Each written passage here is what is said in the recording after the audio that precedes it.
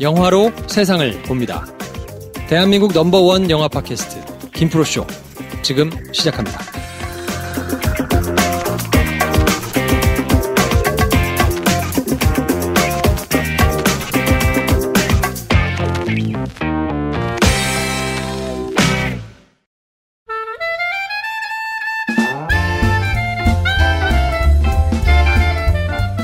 네, 김프로쇼 개편을 맞아가지고 새로운 멤버가 오셨습니다. 네, 정말 네. 귀한 멤버분이 그렇죠. 오셨습니다. 정지혜 평론가님 나오셨습니다. 어서 오세요. 네, 안녕하세요. 정지혜입니다. 네.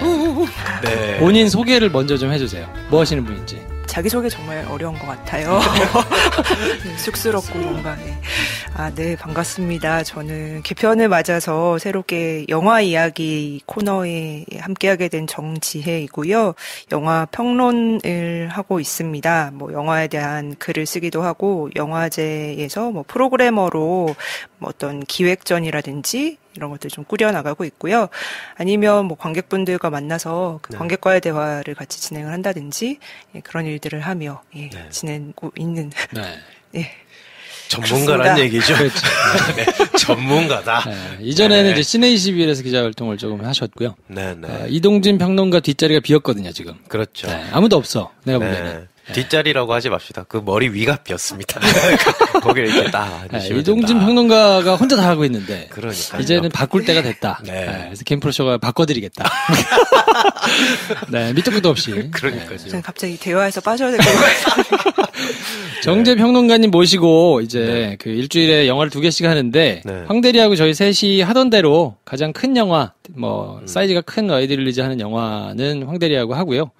사이즈가 조금 작거나 내지는 그중에 핫한 영화 2개 뽑는데 그 중에 하나는 저희가 늘 고민이 있었던 게 예술 영화 내지는 좀 이런 영화들을 다양성 영화들을 그냥 대중영화 대중영화라는 표현이 좀 그렇습니다만 그 영화의 잣대로 이렇게 보고 얘기하는 게 맞나? 그걸로 채워지지 않는 부분이 좀 많은데 뭐 이런 생각이 조금 늘 부담으로 있었는데 그거는 이제 평론가를 모셔가지고 얘기를 좀 하는 게 맞겠다. 그렇죠. 뭐 이런 생각을 해가지고 우리가 비 오는데 우산을 쓴 거죠. 그리고 댓글에 보면 그런 게 막 달렸거든요. 이제 김프로쇼가 영화 팟캐스트 중에 1등인데 위치한 자리도 있고 김프로 너 아직도 이렇게 헛소리하고 택도 아닌 얘기하면서 난 잘 몰라요 이런 얘기 하고 있으면 어떡하냐 공부를 좀 하셔라 라는 얘기를 이제 쭉 올려주신 분들이 계신데 싫어요. 근데 거기 공부를 해야 돼. 그래.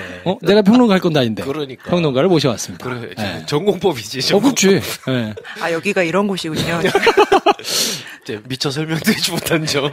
그래서 저는 계속 천박하게 갈 것이다. 그리고 영화를 1년에 4편 미만으로 보시는 대한민국의 일반 대중과 교회를 같이 하면서 눈높이를 올리지 않겠다. 좋다. 네. 제가 약간 두 분이 티격태격 할 때 심판 보는 기분이 되지 않을까 하는 생각도 들고 저희가 이제 정재 평론가님이랑 이제 같이 해보시면 어떻겠냐고 연락을 드리고 처음 한번 이제 사전 미팅을 했었는데 제가 말씀드린 게 있어요. 생각이 다를 수 있고 그것을 여과 없이 하는 게 좋을 것 같다. 그래야 방송이 좋을 것 같다.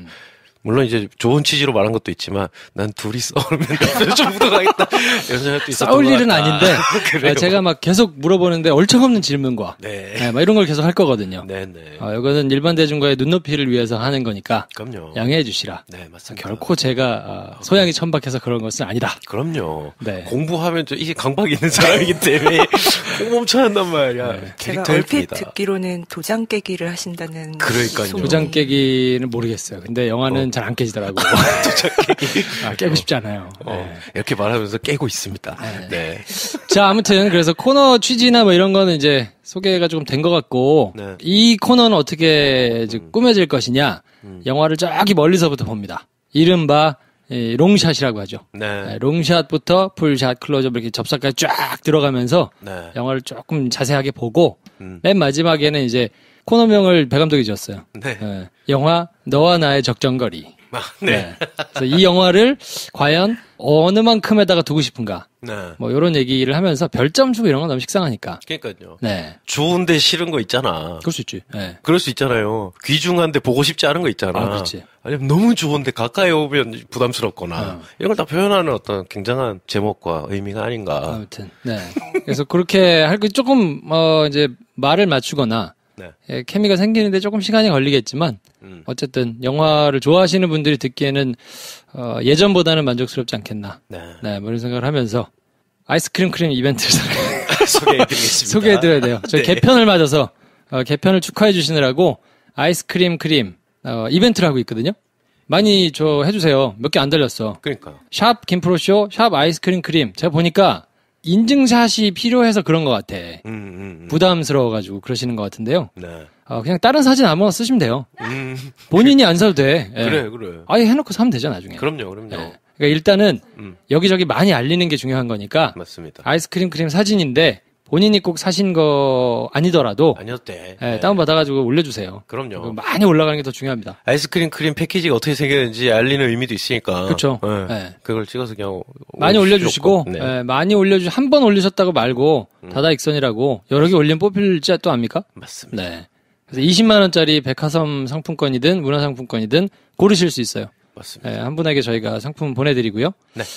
요 코너는 저희가 막 BGM 넣고 줄거리 소개 막 하고 이런 거 잘 안 하려고요. 네. 예, 그래서 대략적인 얘기를 그냥 설명을 쭉 드리고, 네. 빨리 넘어간 다음에, 작품 얘기를 조금 길게 하는 게 맞겠다. 왜냐, 우리 팟캐스트에 이제 평론가 보유 방송이다. 그렇지. 그렇기 때문에 장기술 안 쓸 거야. 어디 가세요? 나가고 계신데. 네. 그래서 줄거리를 소개해 드릴 텐데, 이 영화의 줄거리라 하면, 일단 가족이 나와요. 네. 아들 하나, 딸 하나, 그리고 의사 부부. 네. 요렇게 이제 평범한 삶을 살고 있습니다. 아버지는 심장 전문이고, 엄마는 안과 의사고, 그렇습니다. 이제 뭐 아들, 딸 그냥 평범한 10대, 이렇게 놓고 있는데, 어느 날 소년이 하나 찾아와서, 네. 이 소년하고 이제 그 심장 전문의 아빠가 좀 친해지거든요. 네. 알고 봤더니 이 소년이 심장 전문의인 아빠가 콜린 파렐이 수술하다가 이제 숨진 사람의 아들인 거죠. 네. 그래서 뭐 친하게 지내고 또 집에 데리고 와가지고 가족도 소개시켜주고 뭐 이렇게 잘 지내다가 이 친구가 갑자기 어느 날 우리 아버지 죽였으니까 니네 가족 중에서도 하나 죽어야 되지 않겠냐. 근데 골라라. 다 죽을 수도 있고 당신 빼고 다 죽을 건데 당신 고르면 그 사람만 죽을 수 있다. 뭐 이렇게 이제 밑도 끝도 없이 던지거든요. 그래서 이제 그것이 어떻게 결말로 치닫을 것이냐. 뭐 그걸 다룬 이제 영화 정도면 소개가 됐죠? 네. 충분하죠. 네. 뭐 이런 영화여서 네. 야 이거 되게 일종의 게임을 하는 것 같기도 하고 네. 뭐 이제 란티고스 감독을 잘 아시거나 뭐 이런 분들은 좀 익숙할 수도 있겠는데 네. 사실 저는 뭐 이 영화 보고 네. 필모를 찾아보려다가 포기했습니다. 그렇군요. 그래 그 영화였어요 오늘은. 이해해 주세요. 네. 어쨌든 그래서 이 영화를 보고 네. 영화관 밖을 나서면서 느꼈던 첫 느낌이 어땠는지를 얘기를 한번 해보면 네. 인상평 대신 요거를 하는 게 좋을 것 같거든요. 네, 네. 어떤 느낌이 들던가요? 야, 진짜 이렇게 얘기하면 이 영화 본 사람들 정말 나 이상한 사람으로 볼 수도 있는데 딱 영화 끝나고 막 웃었어요. 진짜? 예. 네. 딱 재현해 볼게요. 딱 끝났어. 음악 막 꽝꽝 딱 끝났잖아. 이러면서 나왔어요. 진짜 이상한 기분이었는데 너무 상쾌한 거야. 진짜. 상쾌하셨다고? 상쾌했다. 너무 상쾌한 거야. 땅 끝나니까 내가 본 뭔가가 상쾌하기도 하고 영화가 끝난 순간 내 기분이 너무 상쾌해진 것도 같고 어딘가에서 내가 탁 빠져나온 느낌도 들고 내가 처음 가본 길을 잃어가지고 내가 동굴을 헤매다 나왔는데 길을 나왔네 내가? 안 다치고 나왔네?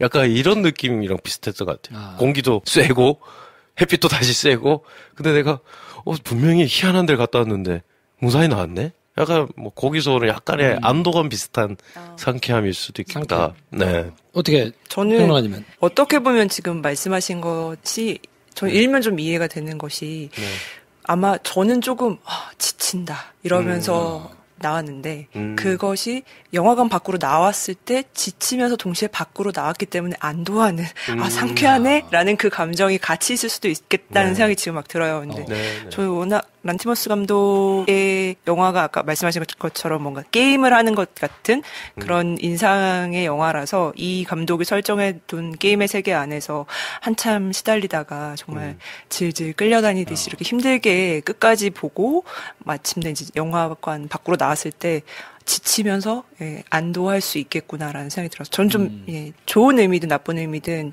영화에 좀 몰입하고 좀 그랬던 것 같아요. 그래서 좀 지쳐서 나왔던 것 같습니다. 지쳐서 나왔고 한 분은 상쾌하셨고. 네. 내가 잘못 얘기하면 돌 맞을 것 같은 분인데 그래도 꿋꿋하게 가겠어요. 그럼. 나는 나의 길을. 2,400만 우리나라 국민들과 함께. 그래요. 나올 딱 영화 끝났잖아요.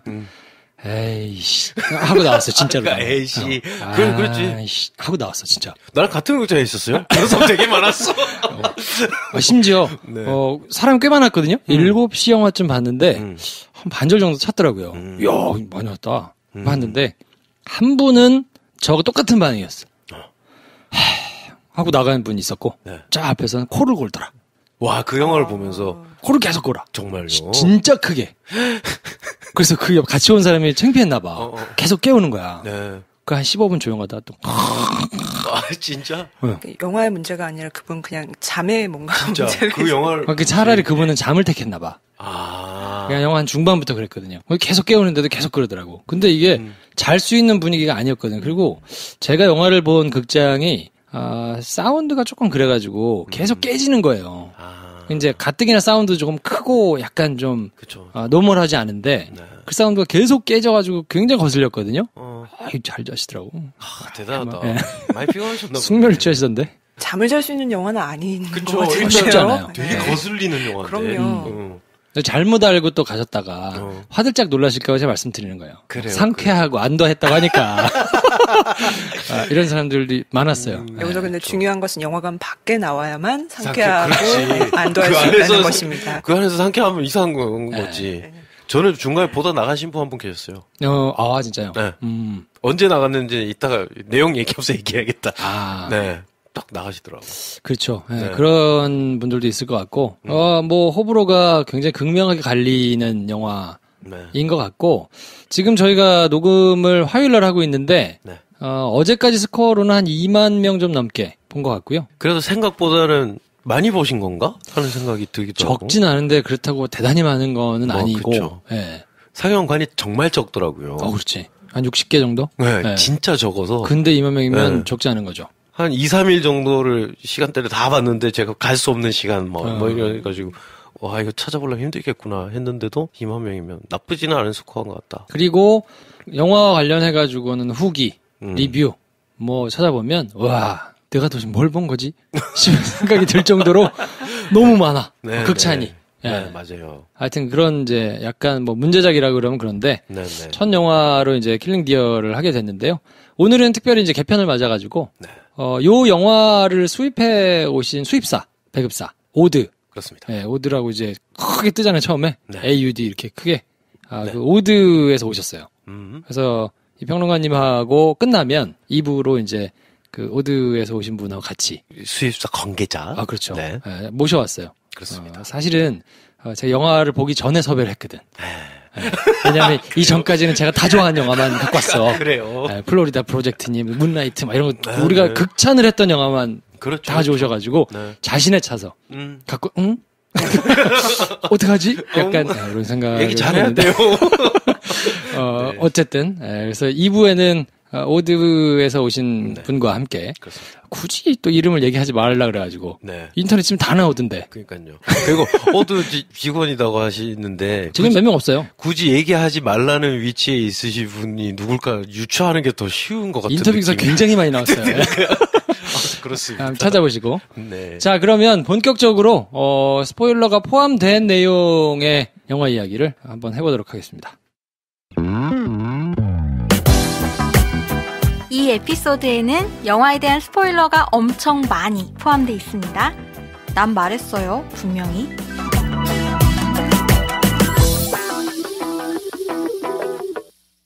영화를 둘러싼 이슈, 홍보 기사들이나 뭐 홍보 문구들이나 이런 데 쭉 찾아보시면 이제 신화를 차용했다. 네네. 해가지고 뭐 아가멤논 왕의 고 신화를 일정 부분 이렇게 모티브로 삼아가지고 만들었다는 얘기들이 많아서 네.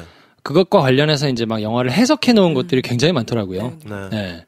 갔다 와가지고 보고도 솔직히 저는 완벽하게 다 이해가 되지는 않는 부분이 좀 있었어요. 내가 이 감독이 어떤 사람인지 아는 상태와 모르는 상태가 일단 너무 크고 차이가 영화를 감상할 때 우리의 자세가 그리고 이 사람이 어떤 환경을 거쳐서 살아왔고 그래서 이러이러한 기조로 영화를 만든다는 걸 알 때와 또 모를 때도 차이가 크고 그래서 내가 그 문화권을 조금이라도 알 때와 이 사람이 살아온 환경을 모를 때 이 차이가 굉장히 큰데 좋은 영화는 근데 그걸 아는 사람이든 모르는 사람이든 느끼는 게 비슷하게 좋다면 저는 좋아하는 것 같아요.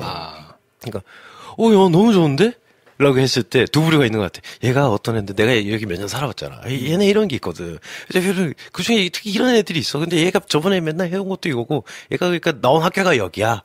그리고 얘가 하는 게 이거고 집안 환경이 이랬고 근데 내가 여기 문화를 잘 알거든.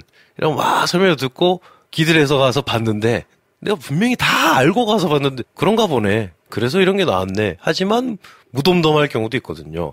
근데 내가 모르고 야 너무 좋더라. 아 그래? 재밌게 봤어? 하면서 누군가가 막 설명을 해줘. 근데 그게 듣고 나니 내가 느낀 감정이 얘가 이러이러한 걸로 고안해서 생각해서 한 거구나. 그러니까 뒤늦게 딱 합치될 때도 있거든요. 근데 이거는 전자의 후자예요?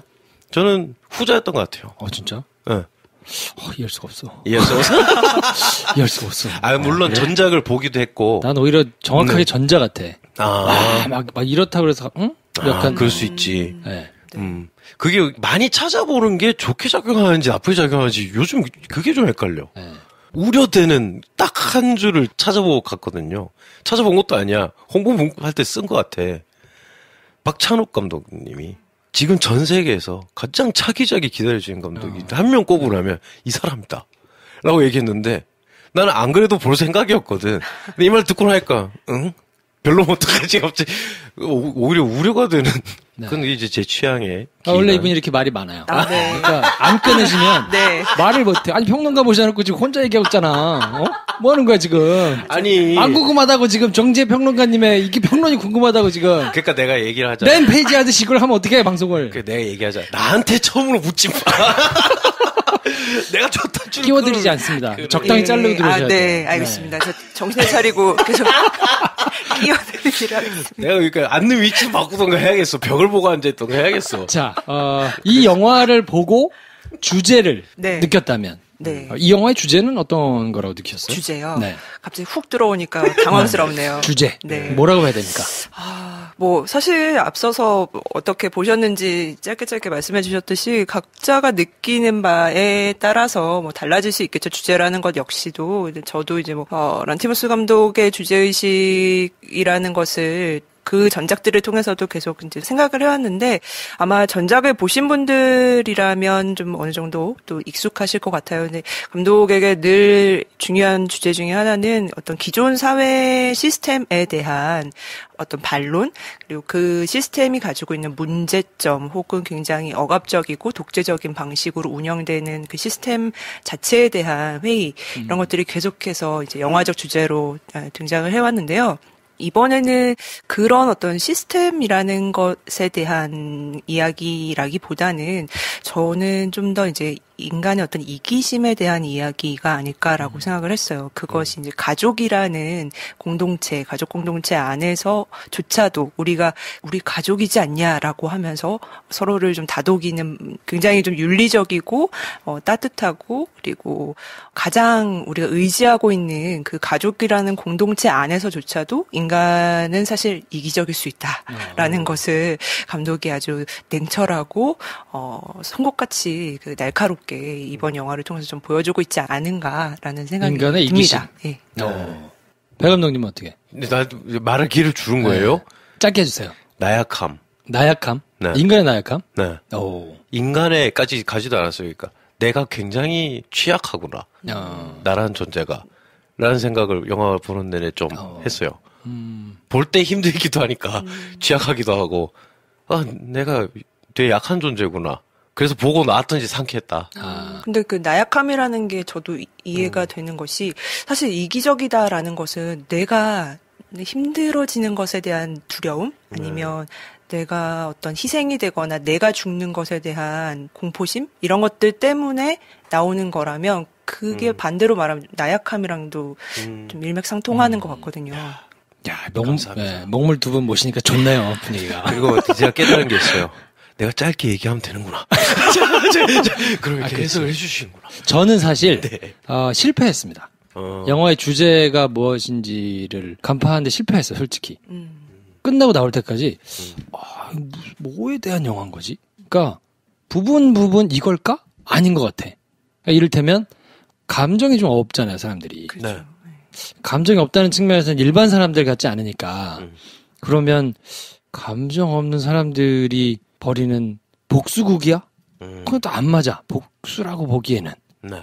신화라는 거를 대충 듣고는 갔는데 어느 포인트에서 그렇게 딱 차용이 되는 건지도 잘 모르겠고 그리고 이제 중간중간 조금 이따 말씀드리겠습니다만 뭐 여러 가지 장치들이 맞나? 싶은 게 많아가지고 뭐지? 네. 와서 막 찾아봤거든요. 네네. 찾아보니까 막 극찬을 너무 많이 해놨는데 그것도 다 조금씩 달라가지고 각자 자기 스토리 써놓은 사람들 엄청 많던데 온갖. 네. 막 이전 작품하고 막 엮어가지고 막 설명한 사람도 있고 그러는데 그러니까요. 잘 모르겠더라고요 저는. 근데 그 감정이 없다는 게 인물들이 사실 막 무감각한 완전히 감정이 소거되어 있는 상태는 아니잖아요. 그냥 뭐 울 때도 있고 뭔가 자기 감정을 표출할 때도 있어요. 뭐 표정이 직접적으로 아니면 우리가 익숙한 방식의 감정 표현이 아닐 뿐이지 감정은 분명히 가지고 있는데 아마도 이게 뭐지라고 느끼는 것을 우리가 뭐 슬프면은 직접적으로 정말 운다거나 뭔가를 막 이렇게 분출하는 방식 아니면 기쁘거나 행복하면 막 이렇게 환호하는 방식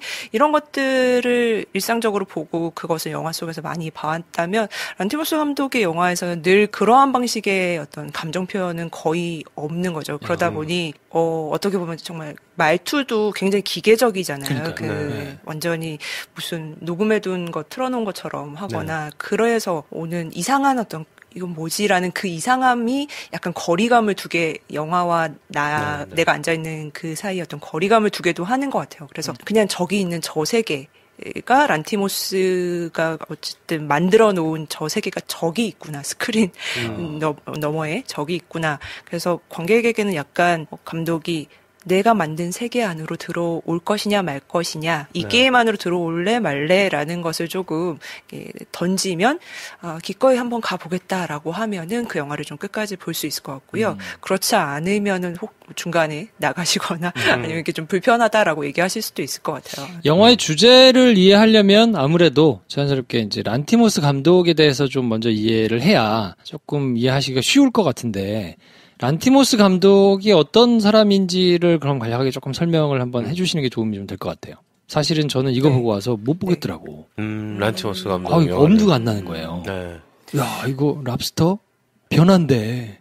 동물로. 와, 이거 안 변해도 힘든데. 못 보겠다. 그치. 네. 랍스터로 유명해졌죠, 우리나라에서. 저도 송곳니라는 영화가 뭔지는 알고 있었어요. 그게 그 랍스터 전 영화거든요. 근데 그때는 시도를 안 했어요. 근데 오히려 랍스터를 보고 킬링 제어를 보고 나니 지금 드는 생각이 송곳니를 내가 볼 수 있겠구나. 내가 되게 못 견디는 게 없겠다.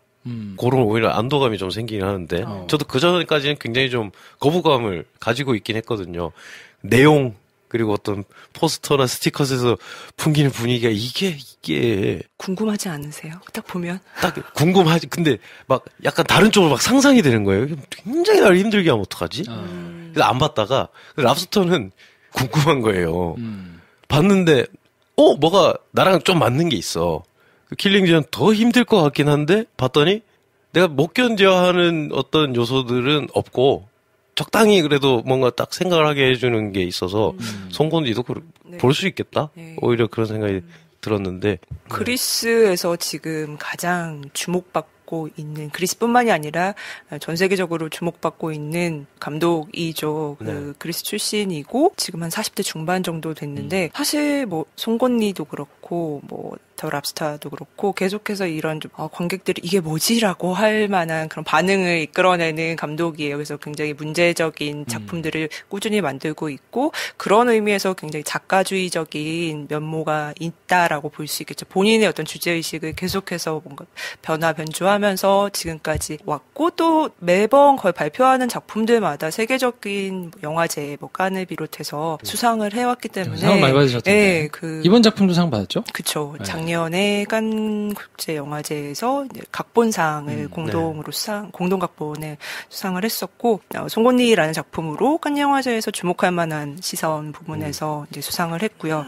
이후에 알프스라는 작품도 있고 또 그 영화도 이제 해외 다른 영화제에서 이제 주목을 받고 상도 받았고 더 랍스타의 경우도 심사위원상을 칸에서 수상을 했었죠. 그러니까 이 상이라는 것이 뭐 꼭 상을 받아야만 한 어떤 의미가 있는 것은 아니지만 상이 주는 또 나름의 어떤 위상이라는 것은 분명히 있기 때문에 한국에서도 그만큼 또 많이 이 감독의 작품을 만날 수 있는 기회가 좀 생겼던 것 같아요. 그래서 랍스타에 비해서 이 영화는 조금 더 이제 정제되고 제가 봤을 때는 감독의 작품들 중에서는 굉장히 친절하게 자기 세계를 좀 더 설명해주고 있는 작품이라고 저도 보였습니다. 이게 친절한 거군요.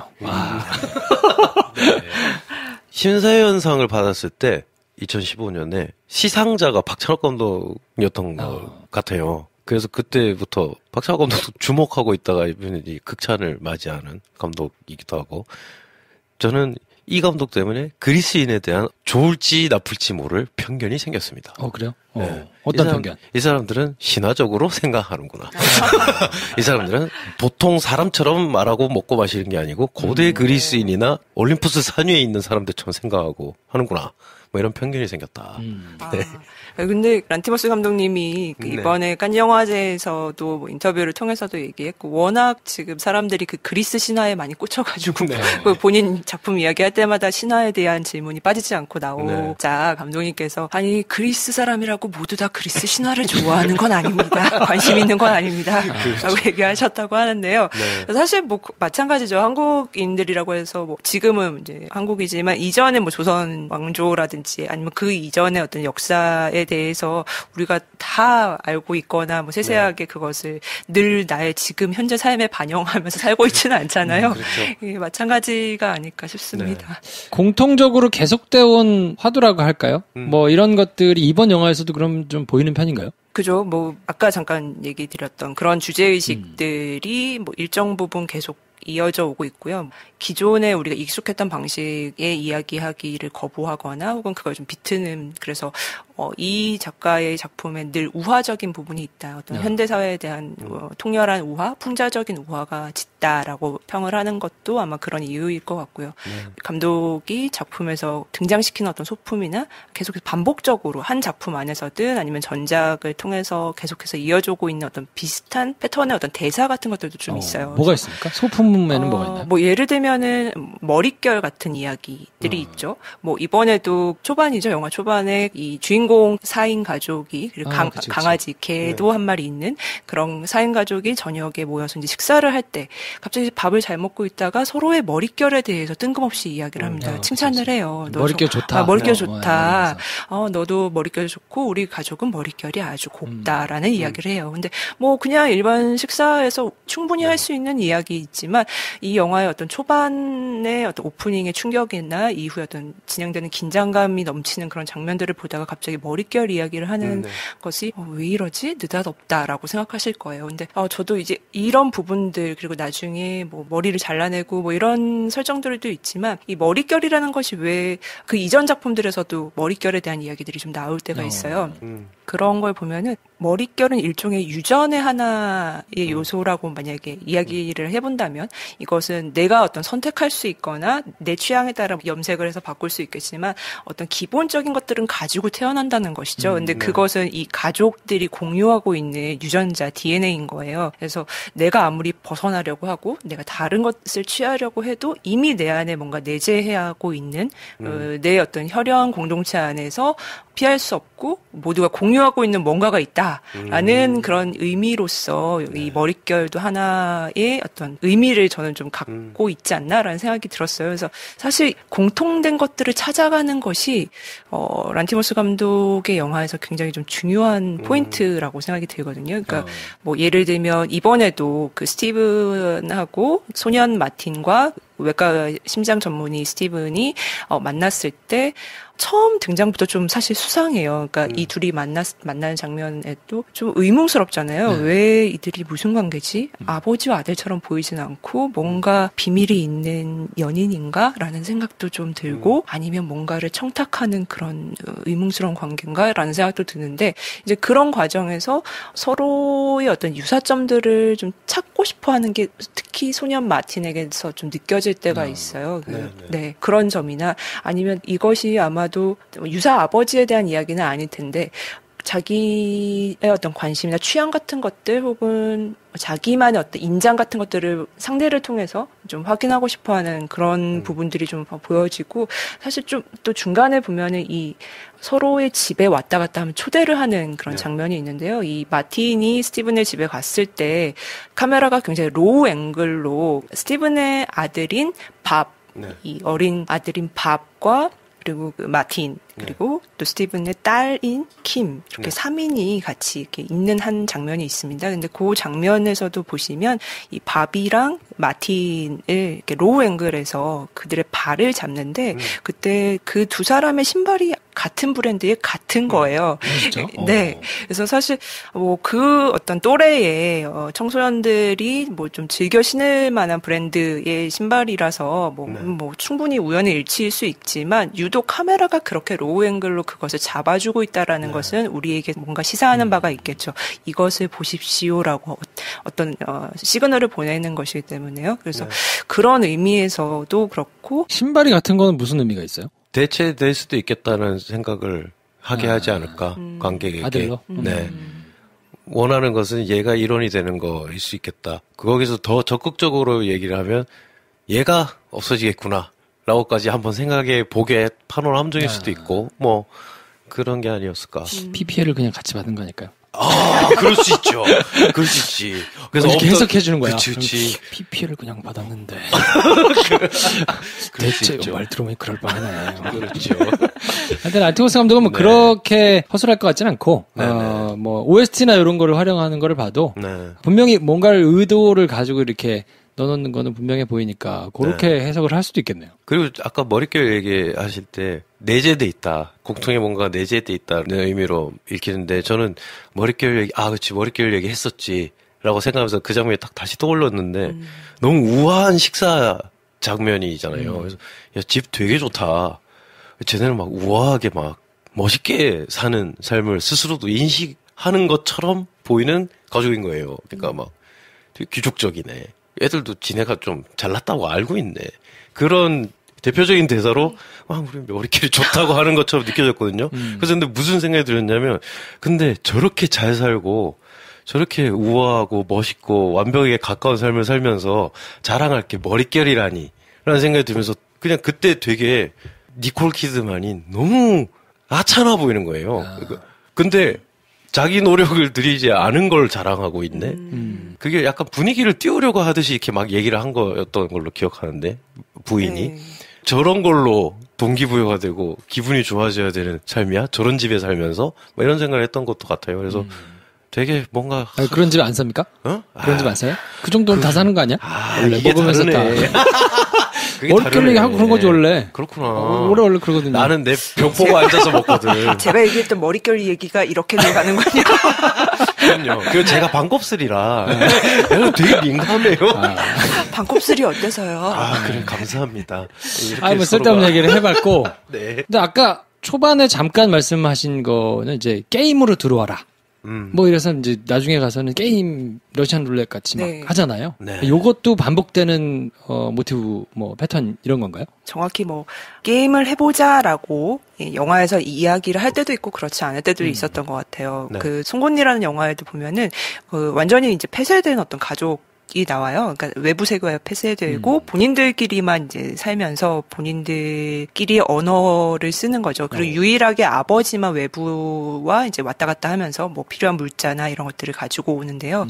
뭐 예를 들면은 그들의 언어에서는 이 컵이라는 것을 어떻게 정의하냐. 뭐 우리는 뭐 컵은 이렇게 들고 뭐 뭔가 액체를 담아서 마실 수 있게끔 하는 기능을 가지고 있는 뭐 도구라고 이렇게 일반적으로 그렇게 알고 있다면 그들에게는 뭐 예를 들면 손으로 이걸 집으면 소리가 나오는 스피커 뭐 이런 식으로 다르게 설명을 해줘요. 서로가. 사실 이런 것이 이 세계 안으로 들어갔을 때는 그 언어를 써야지만 서로가 이해가 되는 것이죠. 그 게임의 법칙을 따라야지만.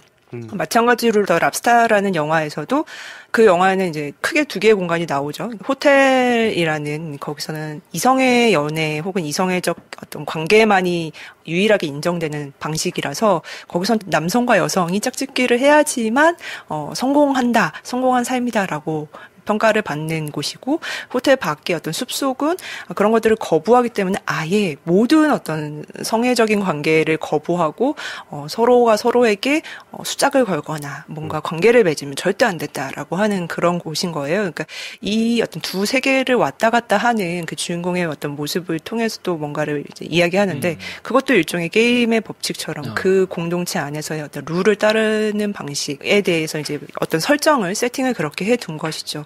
그래서 이번의 경우는 그런 직접적인 우리 무슨 게임을 해봅시다라고 언술로 말하지는 않았지만 저는 일종의 이 신화를 가지고 왔다라는 것 혹은 뭐 신탁이다 혹은 뭐 저주가 내렸다라고 하는 것도 일종의 저는 게임처럼 만약에 볼 수 있지 않을까라는 생각이 들었어요. 그러니까 내가 펼친 게임의 장으로 한번 들어와 봐 스티븐이라고 마틴이 이제 제시를 했을 때 물론 그 제시를 직접적으로 우리가 보지는 못했지만 이미 마틴이 펼친 어떤 세계가 이제 탁 열리고 거기에 스티븐은 뭐 빠져나갈 수 없이 이제 이미 들어와 있고 그 안에서 펼쳐지는 어떤 신탁 어떤 예언적인 주술과 같은 그런 것들이 하나씩 실행이 되고 그것을 스티븐이 받아들일 것이냐 말 것이냐를 고민하게 되고 그 딜레마에 빠지면서 굉장히 괴로워하고 자신의 어떤 이기적인 모습들을 막 펼쳐 보여줄 수밖에 없는 순간 그때 과연 이 게임은 어떻게 끝날까?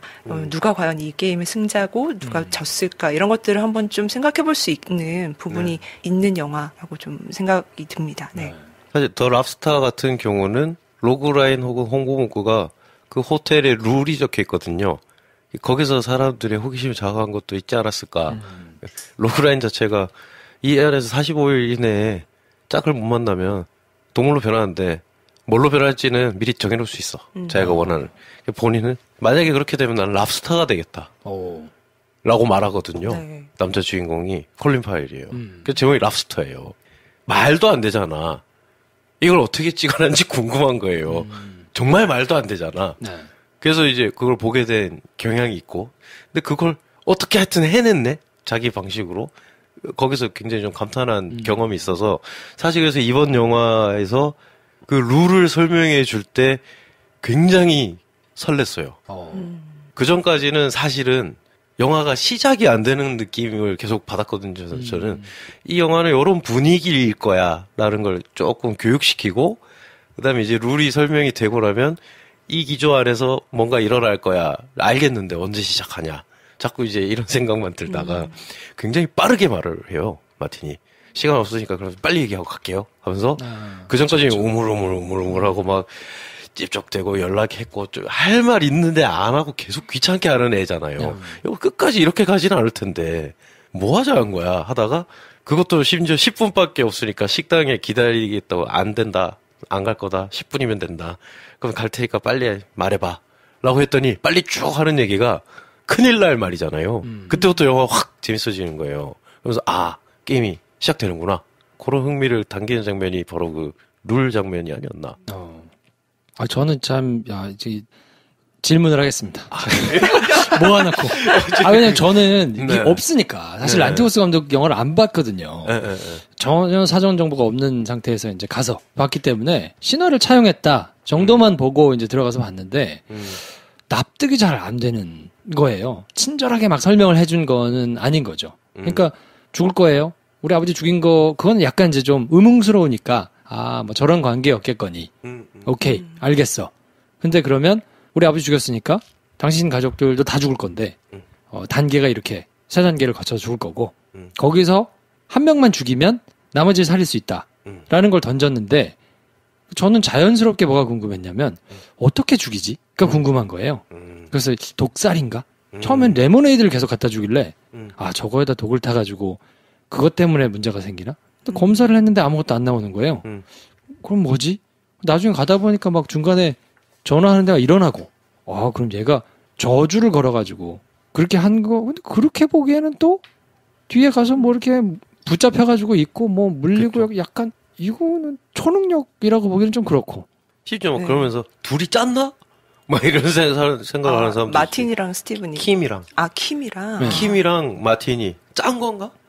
그래서 막 나중에는 들어가지고 이렇게 막 뭐 거짓말하지 말라고 이렇게 뭐 해보기도 하고 하는데 저는 그거가 계속 신경 쓰이느라고 인을 못 하겠는 거예요. 네. 아니 그럼 저게 어떻게 아프다는 거야? 왜 아픈 거야, 애들이? 근데 저게 그러면 아주 전지전능한 어떤 초월적인 힘 때문에 주술을 걸어가지고 그렇게 된 거라면 저 친구가 그런 힘을 가지고 있다는 거라도 뭘 좀 보여줬어야 되는 거 아닌가? 감독한테 불만이 막 생기는 거지. 나를 가지고 장난해 지금? 네. 설명 한번 해주면 될 걸. 근데 그런 전능한 막 힘을 또 본인이 가지고 막 힘을 사용하는 그런 건 또 아닌 것 같고 영화가 끝날 때까지 잘 모르겠더라고요. 사실 신화 자체도 우리가 소위 말해서 이성적으로 뭔가 설명을 하려고 한다면은 불가능한 것들이 많잖아요. 그러니까 아버지와 아들의 어떤 관계에서 뭐 서로를 살해한다든지 정말 비윤리적이고 말도 안 되는 그런 일들이 벌어지는 곳이 신들의 세계인데 그렇기 때문에 신화가 주는 어떤 메시지라는 것은 정말 도저히 인간 세계에서는 일어날 수 없을 것만 같은 그렇지만 일이라고 여겼던 것이 사실은 인간 세계에서도 충분히 일어날 수 있고 우리가 그런 것들을 상상하고 생각해보는 것이 오히려 만약에 일어나는 설명으로는 불가능한 순간에 대해서라도 우리가 한 번쯤 생각해볼 수 있다. 그것이 이제 신화가 주는 어떤 의미 중에 하나라고 저는 생각을 하는데요. 이번에 특히나 차용을 한 그 신화에서는 일종의 아버지가 본인의 어떤 잘못 때문에 딸을 제물로 바쳐야 되는 그런 상황에 대한 신화를 가지고 왔는데 그 란티모스 감독은 계속해서 좀 제가 봤을 때는 그 아버지 중심의 어떤 부성의 중심 혹은 뭐 이성의 중심의 사회에 대한 풍자도 계속해서 이어지고 있는 것 같아요. 그래서 아버지성이라는 것이 얼마나 허술하고 위협받을 수 있고 그 위협에 취약한가 그 말씀하신 어떤 뭐 이기적인 혹은 뭐 나약함이라는 것이 그 남성이 지키고자 하는 자기 어떤 가족, 자기 어떤 권위 이런 것들을 도전을 받았을 때 그들이 얼마나 취약한가를 좀 보여주는 측면이 있다라고 좀 생각을 해왔는데 이번에도 스티븐이 그런 어떤 게임 신화적인 모티브를 차용한 어떤 게임의 룰 안에서 굉장히 좀 이제 혼란을 겪고 있는 상황이라는 생각이 들고요. 저는 예언이 실현된다라는 것은 꼭 늘 어떤 정확한 근거가 있어야 되는 것은 아니라고 생각해요. 그 예언이 실현되는 방식이라는 것은 그러니까 사실 뭐 예를 들면 이제 눈이 멀 겁니다. 이제 눈이 멀 거야 라고 예언을 했을 때 이것이 사실 정확하게 마틴의 말 때문에 마틴이 무슨 전지전능한 어떤 주술을 부려서 저주를 내렸기 때문에 눈이 멀었는지 그 정확한 인과를 우리는 사실 알 수는 없는 것 같아요. 근데 그걸 알 수 없다고 하기는 저도 그걸 생각해봤거든요. 근데 그러기에는 너무 전능한 힘을 가져야만 설명이 되도록 세팅이 돼 있단 말이에요. 사실 그렇죠. 통화를 하다가 일어날 수 있다고 했잖아, 거봐. 라고 하니까 일어나가지고 통화를 한달지. 아니면 얘기한 대로 하지마비가 올 건데 조금 지나면 피가 날 거고 그러면 죽을 거예요. 시간이 얼마 안 남았어요. 라고 얘기를 했는데 정확하게 그거에 맞춰서 아픈 것이 그렇게 될 수도 있고 안 될 수도 있는 종류의 뻔한 질병은 아니기 때문에 굳이 그걸로 세팅을 했다 그러면 이렇게 불친절한 방식으로 놔두는 것이 내가 주제의식을 느끼게 하는데 오히려 방해로 작용하는 거 아닌가 싶은 생각이 저는 좀 불만이었어요, 사실. 예언이 어떤 실현되는 방식에 대해서 좀 생각을 해본 거였어요. 그러니까 아마도 이 영화에서는 정확하게 이제 마틴이 얘기를 한 뒤에 그렇게 일이 벌어지는 거기 때문에 당연히 우리는 어느 정도 이게 정말 힘을 발휘하고 있구나. 그의 말이 어떤 주술적인 뭔가 저주의 힘이 있는 말이구나라고 우리는 당연히 그 영화의 어떤 논리대로 따라갈 수밖에 없는 부분이 있는 건 사실이에요. 그런데 다른 한편으로는 또 사실 예언이라는 것은 그 예언의 말 때문에 말의 힘이 정말 있어서인지 아니면 그 예언의 말에 힘이 있다고 생각하는 그 말을 들은 사람이 뭔가를 그 안에서 어떻게든 이걸 피해보려고, 이 예언을 피해보려고 발버둥을 치다가 도리어 그 예언을 실행하게 되는 그 아이러니한 혹은 그것에서 온 어떤 비극이 이 예언 혹은 뭐 신화 안에서 보여주는 가장 비극적이고 피할 수 없는 순간을 만들어낸다라고 생각이 드는데요.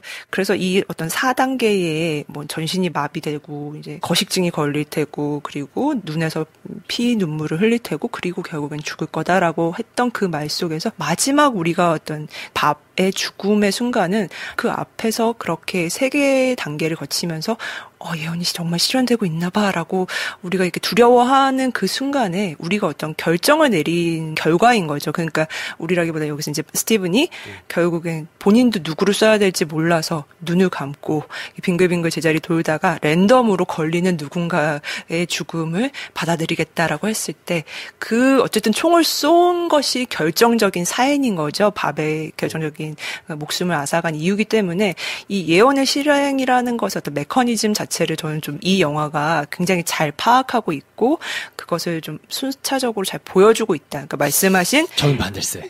왜냐하면 그걸 설명해주고 싶었다면 다른 방식이 충분히 있지 않았을까 싶은 거예요. 저는 보면서 불만이었던 지점이 그래 우리가 받아들이는 방식 때문에 오히려 그것이 결과적으로는 이루어진 것처럼 보일 수 있다라는 거를 만약에 해주는 방식이 꼭 이게 최선이었을까?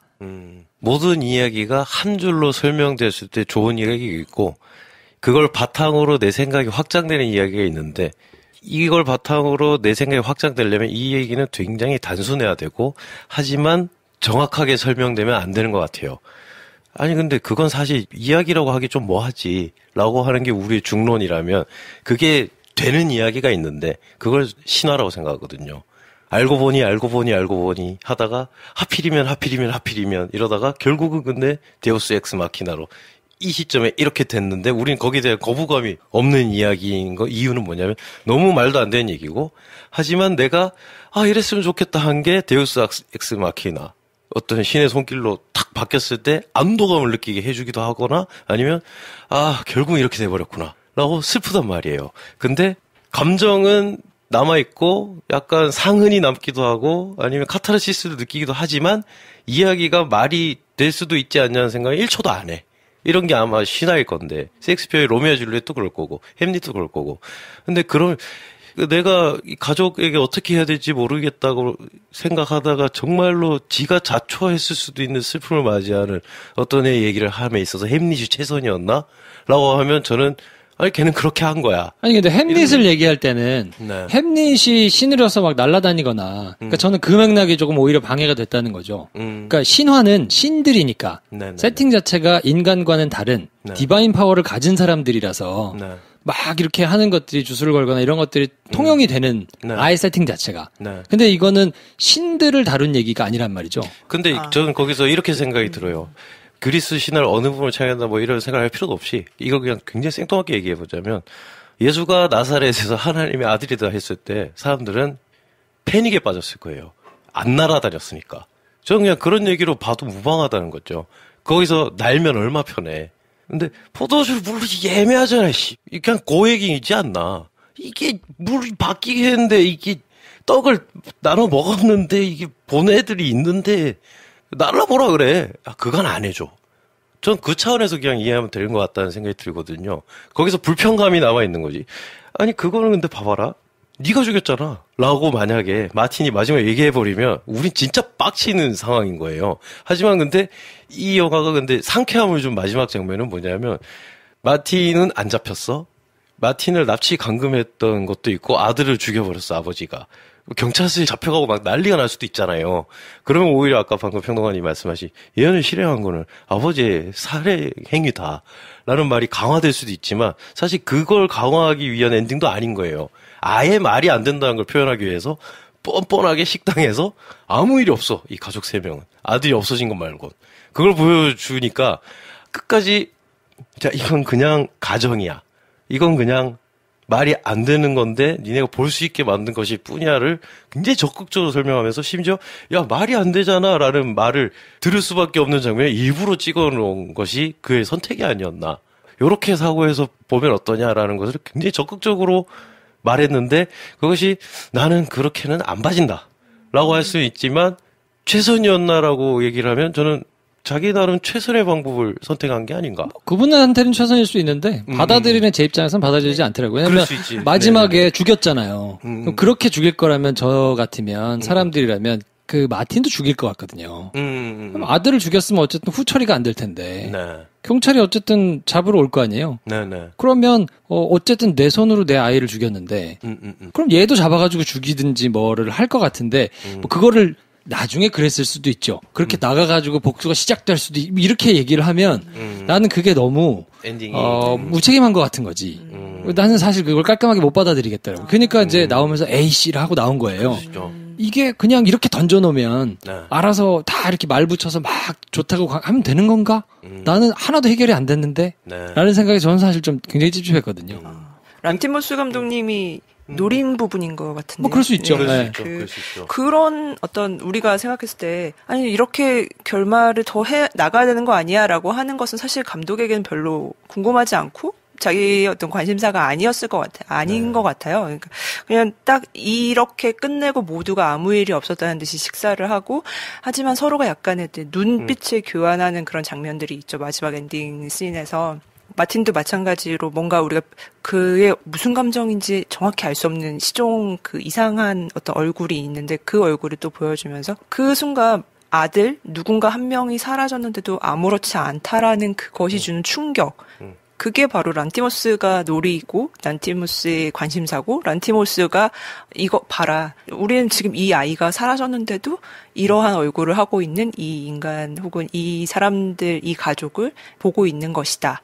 라고 얘기하고 싶었던 게 아닐까 싶어요. 저는 그런 면에서는 그 엔딩이 크게 뭐 이상하게 느껴지지 않았어요. 저는 뭐 제 개인적인 취향일 수도 있고 근데 저는 이제 일반적인 사람들 많은 대중들의 시선으로 이제 영화를 봤을 때를 상정해놓고 얘기를 하는 건데 그런 특수한 상황이 있으려면 나한테 납득은 잘 안 되는 것 같았거든요.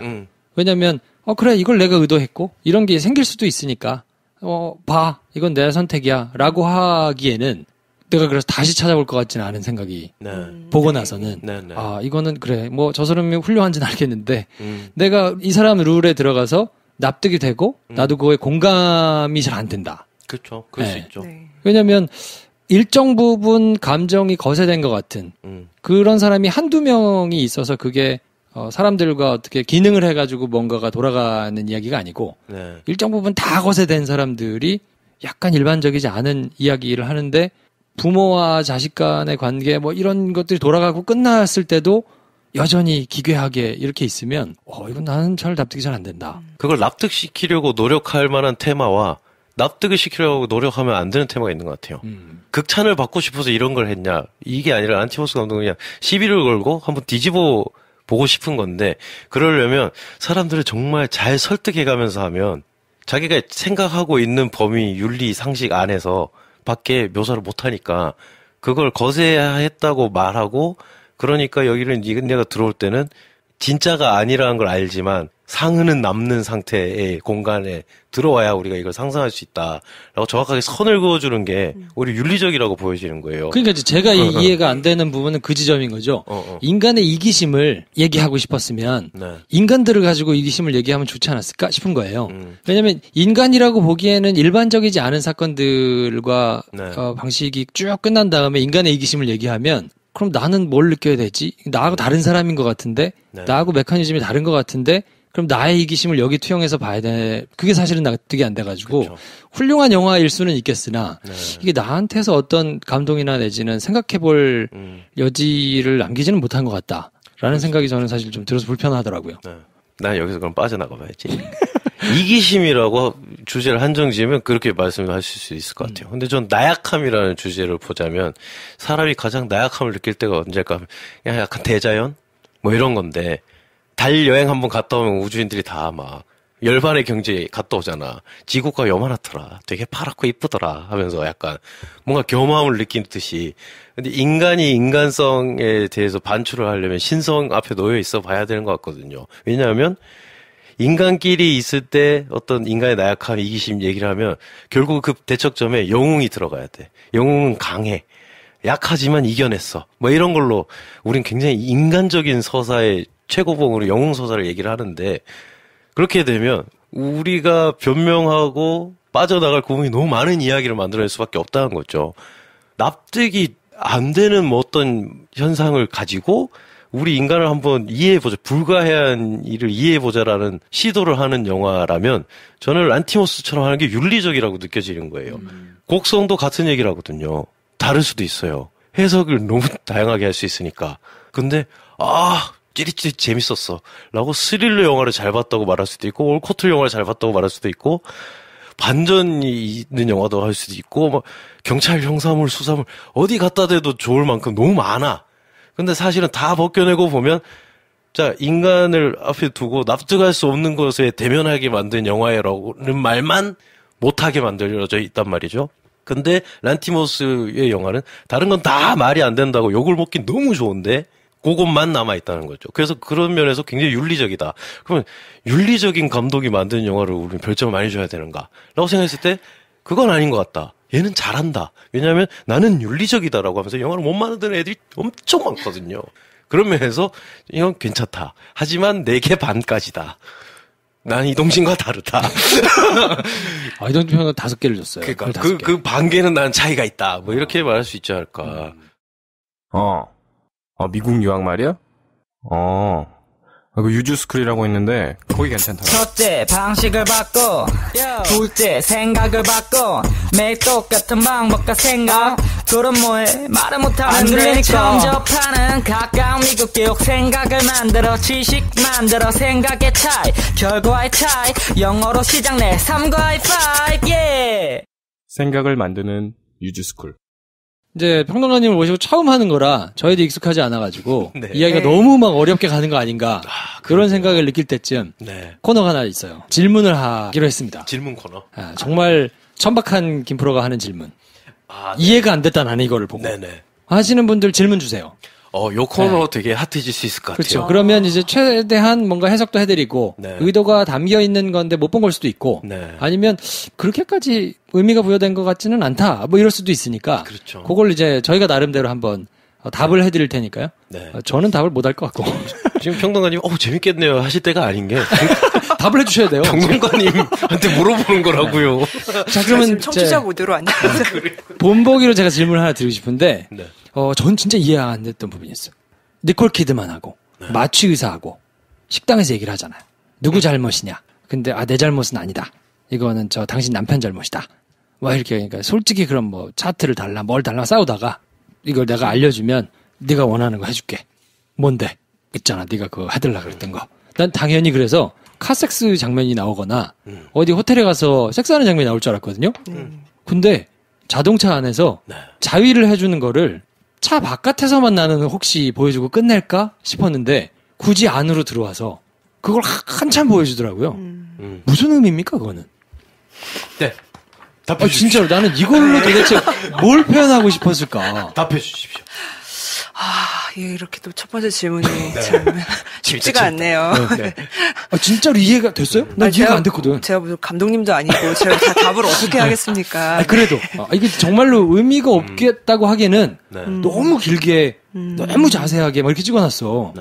그래서 나는 그 장면 자체를 그렇게 뭐 유독 그 장면이 길었다 뭐 이런 느낌이라기보다는 그 두 사람의 어떤 관계나 그렇게 그 상황까지 가게 된 어떤 것들을 조금 되짚어 보자면은 마틴이 계속해서 이제 스티븐한테 당신의 수술로 인해서 아버지가 돌아가셨다라는 그런 뉘앙스의 말을 하지만 정말 그러니까 정확하게 이 영화가 그 아버지의 사인이 뭐였는지 혹은 정말로 수술 도중에 그 심장의인 스티븐의 잘못 때문에 과실 때문에 사망한 것인지를 명확하게 얘기하고 있지는 않는 것 같아요. 그리고 대사들도 보면은 은근슬쩍 이런 것들 계속 이제 흘리고 있잖아요. 그러니까 마취과 전문의인 이 동료 의사도 혹시 뭐 잘못을 했을 수도 있고 그러니까 뭐 그런 의미들이 이제 왔다 갔다 하면서 근데 슬쩍슬쩍 그냥 흘러가. 는데 그러니까 사실 좀 의문스러운 인물이긴 하죠. 그러니까 니콜 키드만이 물어봤잖아요. 그러니까 그 당시 스티븐이 술을 마셨느냐라고 했을 때 기억이 잘 안 난다라고 했는데 그 사실 사망 사건이 벌어졌다면 환자의 어떤 사망이 확인이 됐다면 그 수술을 잊을 수가 있을까라는 생각을 저는 좀 했었거든요. 그러니까 이것은 거짓말일까? 이 의사의 어떤 거짓말일까? 아니면 정말 기억이 나지 않아서일까?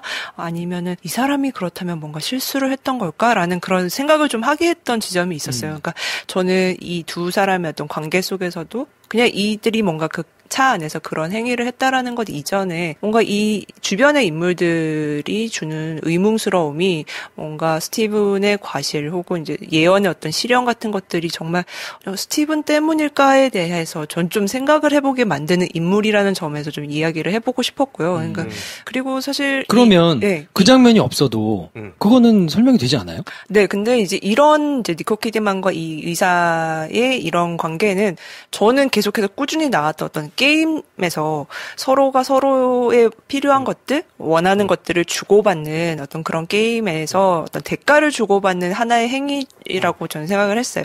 계속 란티모스는 내가 뭐 하나 해주면 너도 뭐 하나 해줘라는 그런 설정들을 계속해서 가지고 오거든요. 근데 마찬가지로 이 장면도 그 중에 하나고 특히 어떤 성적인 그런 요구들 이런 것이 좀 란티모스 영화에서는 좀 익숙한 방식이고 이 장면도 뭐 마찬가지 당연히 그렇겠지만 성애가 넘쳐나고 내가 감정적으로 격정에 넘쳐나고 막 감흥을 하고 아 정말 아름답구나 이런 느낌의 성애 씬은 거의 없죠. 이 영화에서도 이 장면도 마찬가지고 그럴 수도 없고요. 근데 그래서 저는 크게 뭐 이 장면이 낯설게 보이거나 란티모스 영화 안에서 뭔가 유독 돌출되어 있다고 느꼈다거나 그런 장면은 아니었고 지극히 감독님이 늘상 해오셨던 어떤 그런 방식의 한 예처럼 좀 보였달까요? 예. 어때요? 제 생각에는 안 풀렸어. 저는 아직 의문이. 좀 불편했거든요. 그 장면이. 네.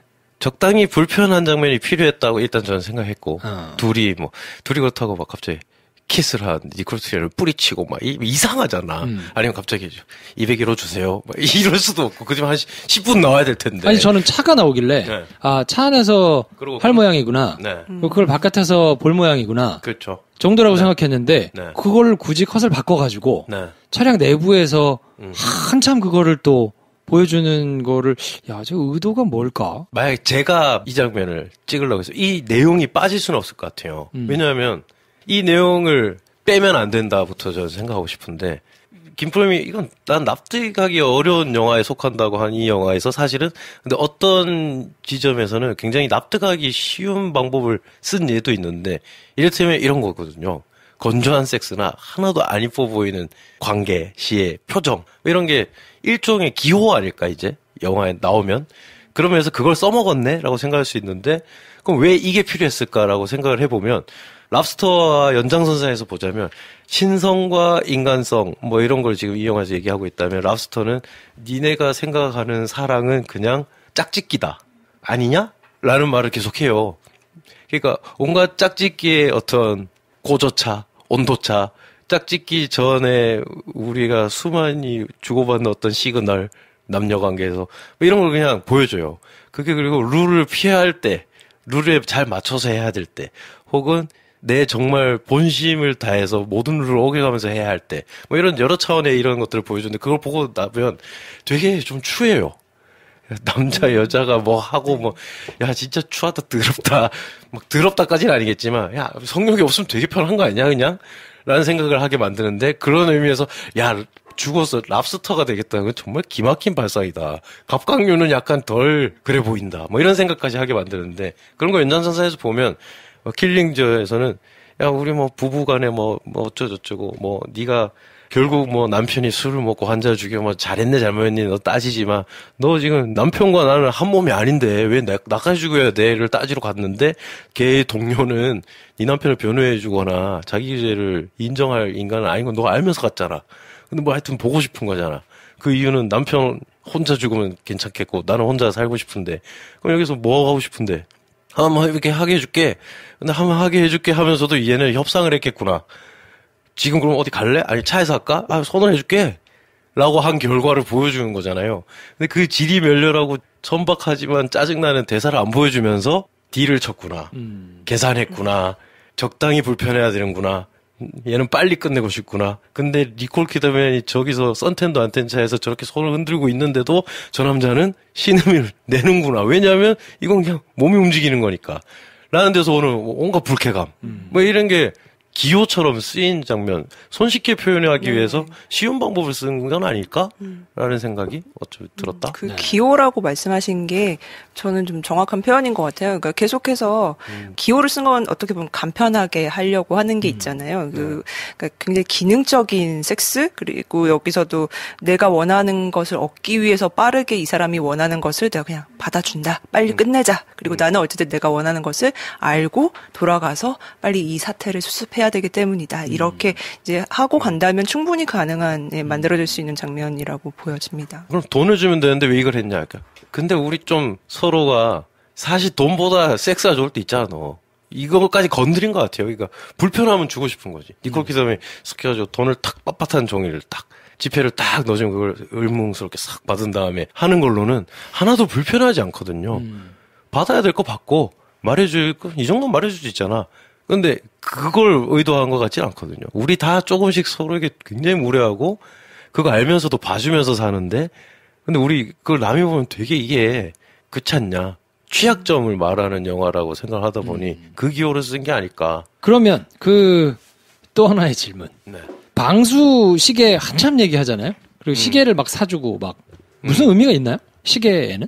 시계. 네. 말씀해 주십시오. 아니 왜냐면 시계도 한참 나오거든요. 네. 뭐 몇 미터 방수대 200m, 몇 미터 방수대 100m. 뭐 어쩌고 막 100m 방수대 뭐 그리고 나중에 시계를 사도 똑같으네요. 우리 시계가 어쩌고 시계의 의미가 뭔가 있는 건가? 거기서 시계라는 기호를 해석을 할 때 그건 우리가 들은 말 그대로인 것 같아요.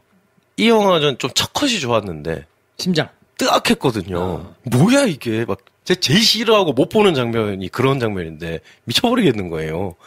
그러다가 근데 이게 쭉 빠지잖아요, 카메라가. 아, 지금 긴장시켜놓고, 이 정도 우리 갈 수 있어라고 나한테 말해놓고, 하지만 내가 적당히 빠져서 보여줄 거야.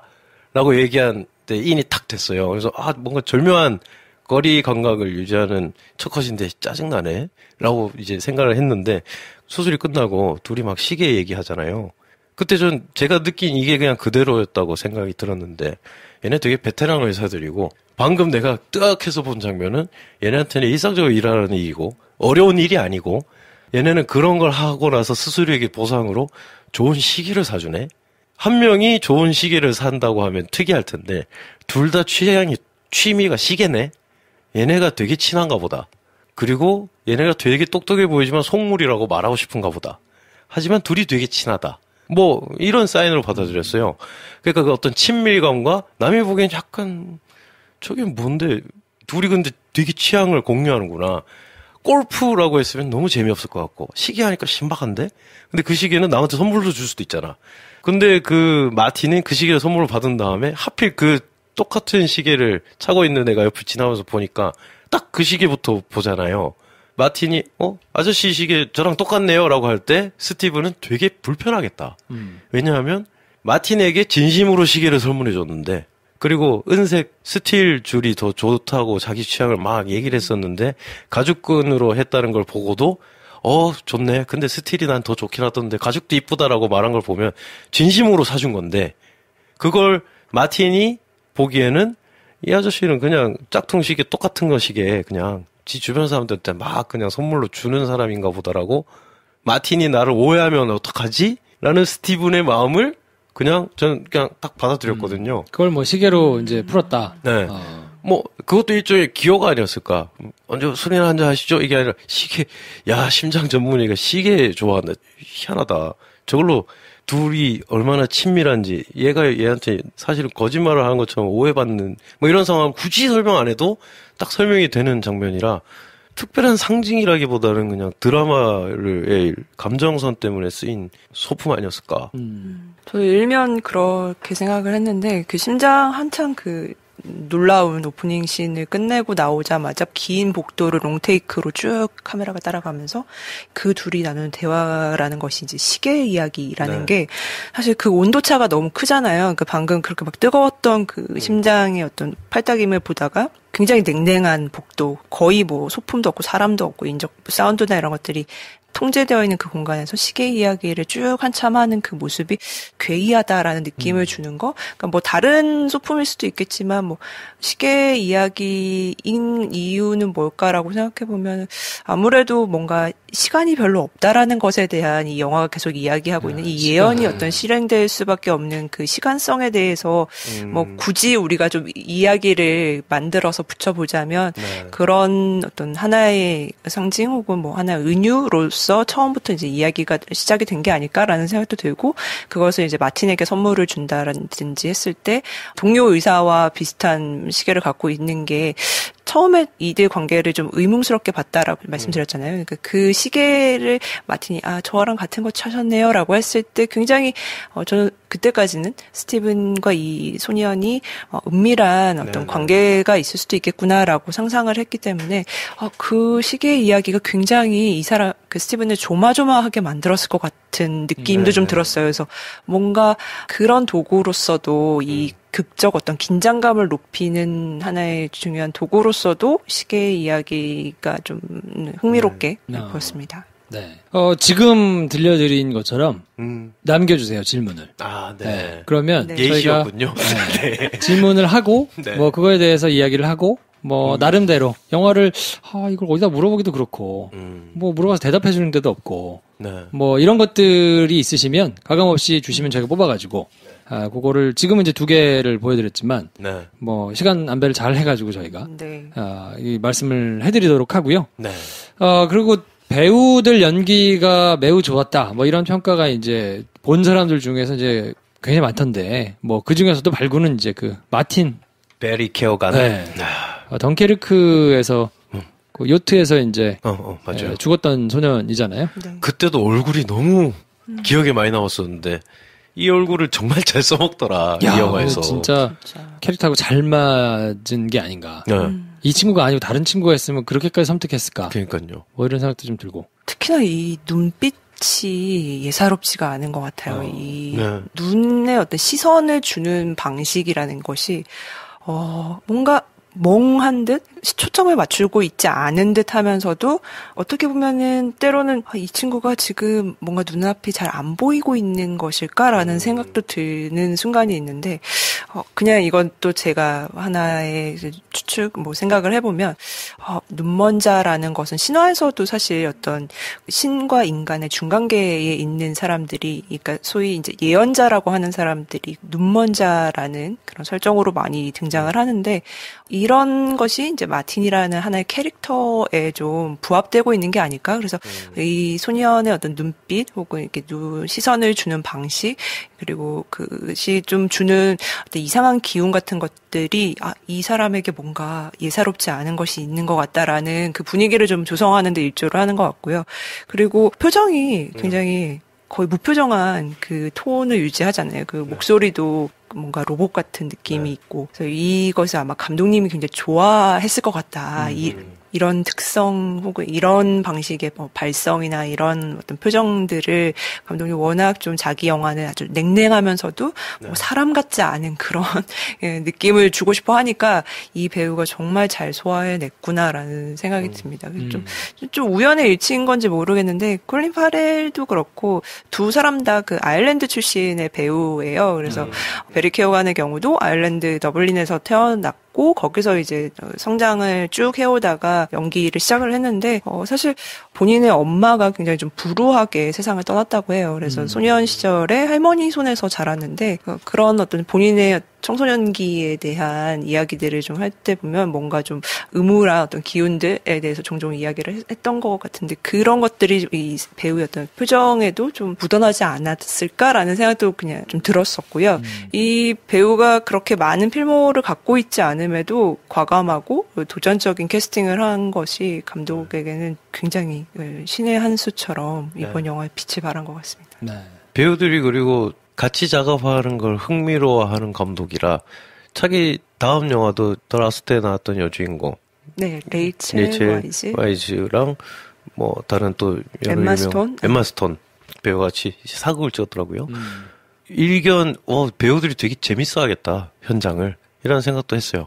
근데 콜린 파렐은 자기 각본을 보자마자도 힘들었지만 촬영 끝나고 나서 정말 욕지기가 나올 정도로 너무 이게 다운이 됐었다. 그러니까 심리적으로 그렇죠. 다운이 됐었다라고 이야기를 한 인터뷰도 있더라고요. 그럴 것 같아요. 네. 일반적이라면 쉬운 상황은 아니니까. 이걸 감정 연기를 요구하기 시작하면 아마 감독과 싸움이 나지 않을까 배우들이. 그래서 제가 본 인터뷰에는 첫 번째로 요구한 게 있었다고 하더라고요. 감정을 표현하는 표정을 짓지 마라. 그것만 해달라. 라고 했다고 모든 배우에게 동일하게 그 얘기를 했다고 하는데 그래서 이렇게 할 수 있었던 거 아닐까. 이런 영화가 만들어질 수 있었던 거 아닌가. 그러면 배우 본연이 가지고 있는 이 의도되지 않은 자기 얼굴이 사용되는 거 말고는 다른 길이 없으니까 우리 그게 감독의 고유한 연출법이 아닌가. 무표정이라고 해서 좀 생각이 나는 것이 이 영화도 마취에 대해서 계속 얘기를 해요. 뭐 마취과 의사도 나오기도 하고 뭐 심장 전문이다 보니 뭐 마취 당연히 얘기 나오겠죠. 근데 보면 니콜 키드만과 그 콜린 파렐 극 중에서 이제 부부가 뭔가 그 성관계를 갖기 위해서 하는 그 일종의 그들만의 의식을 치를 때 굉장히 좀 독특하게 마치 전신 마취가 된 것처럼 그 애나가 침대에 반대로 들어 누워서 가만히 정말 죽은 듯이 있는 그런 장면이 있어요. 그러니까 꼭 어떤 표정뿐만이 아니라 그 사람의 어떤 기운, 뭐 활력 이런 것들 그냥 완전히 딱 제거해버리고 그냥 죽은 듯이 아니면 뭔가 순간 모든 감각을 다 잃어버린 것 같은 그런 느낌을 주는 그런 의식 혹은 그들만의 어떤 기호, 그들만의 커뮤니케이션 방법 이런 것들을 좀 가지고 와서 그거 자체가 참 이상하네라는 느낌도 주고 이들만의 뭔가 언어가 있구나라는 것을 또 보여주는 거고 그렇게 해서 뭔가 관계를 맺는데도 뭐 아름답거나 황홀하거나 그런 느낌은 거세되어 있는 그래서 사실 뭐 표정뿐만이 아니라 그런 소품 아니면 뭐 세팅 배우의 어떤 신체를 쓰는 방식 이런 것들이 다 최소한 어떤 간결하고 좀 정제되게끔 보이게끔 하는 게 계속해서 좀 반복되는 감독님의 인장처럼 보입니다. 첫 컷이 중요한 게 심장 뛰고 있는 심장을 열어가지고 수술하는 장면을 보면 신인인 거잖아. 자신이. 그리고 이게 실제 수술 장면인 맞아요. 거니까요. 환자의 동의를 받고 찍었다고 하는데 니네가 대단하다고 생각하지? 라고 시작한 것 같아요. 200m도 방수가 돼. 니네가 만든 물건은. 너희는 이걸 건조하게 해낼 수 있는 대단한 지성인들이야. 우리는. 그렇게 시작했다가 머릿결 얘기하는 식사 장면과 대응이 되는 장면이 전 마지막 장면이라고 생각이 드는데 마지막 씬에 나오는 그 식당에 마틴과 스티븐이 둘이 처음 만나는 장면을 보여주기도 하잖아요. 그때 마틴은 뭔가 먹고 싶다고 뭐 이거 먹고 싶고 저거 먹고 싶고 먹어도 돼요? 뭐 드실래요? 난 괜찮아. 개걸스러운 너와 다르게 난 괜찮아. 라는 느낌도 받았거든요. 근데 마지막에 킴이 딸이 프렌치 후라이 막 케찹을 이렇게 뿌려가지고 막 먹고 막 하는 장면을 다 보고 그 엄청 고속 촬영으로 촬영된 표정까지 보고 영화를 다 보고 나서 든 생각은 문명화된 우아한 인간을 껍데기를 싹 벗겨놨더니 식욕과 성욕이 있는 동물처럼 보이는 거예요. 뭐가 더 낫다고 내가 말 안 할게. 근데 이게 되면 이게 안 되는 거 아니냐? 라는 얘기를 할 수도 있겠구나, 이 사람이. 그런 생각을 했었는데 그걸 이제 방금 평론가님이 마취된 것처럼 눕혀놓고야 내가 섹스를 할 수 있는 남자에서 시작된 영화가 아들이 죽었는데도 밥은 넘어가는 남자로 바뀐 것이 무엇이 더 인간적인가? 라는 질문을 하는 영화일 수도 있겠다. 근데 저는 마지막 장면에서는 사실 아버지는 식사하는 모습은 보이지 않았던 것 같아요. 물론 그 식사 플레이트는 있고 음식은 나와 있지만. 그래서 저는 좀, 이 장면은 조금 그 딸과 이 그렇죠. 마틴의 어떤 시선이 교차하는 게 좀 중요했고, 그때 그 감자튀김을 이제 케찹을 막 한껏 뿌려서 먹는 딸의 모습은 저는 마틴이 초반에 자기는 좋아하는 걸 맨 마지막에 먹는다라고 얘기를 했잖아요. 그래서 그 감자튀김을 맨 마지막에 먹었던 걸로 저는 기억을 하는데 맞아요. 딸은 반대로 가장 먼저 감자튀김을 먹고 심지어 케첩도 많이 이제 뿌려서 먹는 그 모습이어서 저는 아까 이게 어떤 공통된 점들을 찾아간다라고 했을 때 마틴이 자기랑 어떤 유사한 사람 나랑 기계적으로 기능적으로 그냥 어떤 사랑을 내가 정말 소위 말해서 진정한 사랑을 찾겠다까지도 아니고 그냥 나에게 어떤 나랑 좀 취향이든 뭐 기능적으로 그냥 맞는 사람을 좀 찾아보자라고 하는 게 랍스타에 많이 나왔잖아요. 근데 그거와 마찬가지로 마틴도 이제 자신에게 어떤 공통점들을 계속 찾아가면서 뭔가를 좀 안도하거나 그랬을 것 같은데 그 순간 그 감자튀김을 그렇게 나랑 다르게 먹는 사람이라는 그런 가족이라는 것을 봤을 때 저 세계와 내 세계가 완전히 분리되어 있다라는 것을 좀 보고 있는 게 아닐까라는 그런 느낌으로 저는 좀 봤어요. 그래서 저 세계가 내 세계가 다르다고 분리된 걸 마틴이 깨닫는 직접 저주를 줘서 그걸 빅을 겪게 했음에도 불구하고 저 세계와 이 세계는 다르다. 이제 완전히 분리되어서 이제 그들은 가버리고 여기 또 남아 있는 모습으로. 방금 얼핏 듣기로 평론가님이 저 세계와 이 세계 할 때 제가 그렇지라고 생각하면서 그게 이제 마틴의 입장을 말씀하신 거잖아요. 세계가 다르다고. 저는 킴이 그걸 먹으면서 레모네이드를 먹는 마틴을 보면서 저 새끼랑 나는 다르다. 저 새끼랑 나는 달라라고 생각한 것이라고도 생각할 수 있겠다. 다들 평가는 하세요. 우리가 음식에 대해서는 누구나 의견이 있습니다. 왜냐하면 누구나 먹기 때문에. 그런데 나서서 의견을 내는 거는 또 굉장히 주저하시죠. 그렇기 때문에 이제 제가 약간 섣불지고 불에 뛰어드는 마음으로 이런 책을 내면 몰려드는 집중 포화. 힘들지만 숙명이라고 생각합니다. 올여름 가장 핫하고 논쟁적인 음식 평양냉면. 평양냉면을 향한 완벽한 가이드북 냉면의 품격. 온라인과 전국 서점에서 만나세요. 도서출판 반비. 오늘은 사실 2부에 오드에서 오신 분을 모셔야 되기 때문에 조금 길기는 할 텐데 이제 첫 시간을 저희가 이렇게 쭉 영화의 아주 바깥부터 자세한 내부까지 쭉 한번 들여다봤는데 이게 이렇게 얘기를 하다 보니까 할 얘기가 많군요. 하여튼 헛소리 하는 황대리 대신에. 그러니까. 평론가님이 계시니까 얼마나 그러니까요. 품격이 올라가는지. 심지어 굉장히 많이 준비를 해오셨어요, 지금. 근데 그걸 다 보따리를 풀지도 못하고 가시는. 싸내고 있어요. 마지막은 그래서 저희가 어떻게 정리를 할 거냐면, 필터로 비유를 하면, 여태까지 이제 쭉쭉 멀리서부터 망원 렌즈를 써가지고 쭉 들어와서 이제 아주 접사까지 해서 봤다 그러면, 이제는 필터로 각자의 취향, 어떻게 봤는가? 나한테는 어땠는가? 라는 한 줄 평과 함께. 그 얘기를 한번 해보면 어떨까 싶은데, 요거는 평론가님부터 할까요? 그래요. 우리 마음이 편하죠.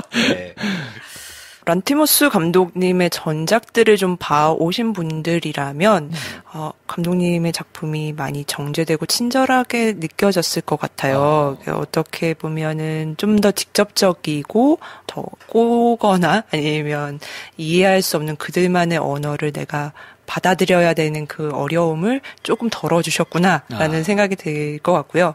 그렇지 않은 이제 처음으로 이 세계를 만나시는 분들에게는 좀 당혹스러우실 수는 있을 것 같습니다만 충분히 지쳐도 좋을 당혹감의 세계라고 좀 생각이 들고요.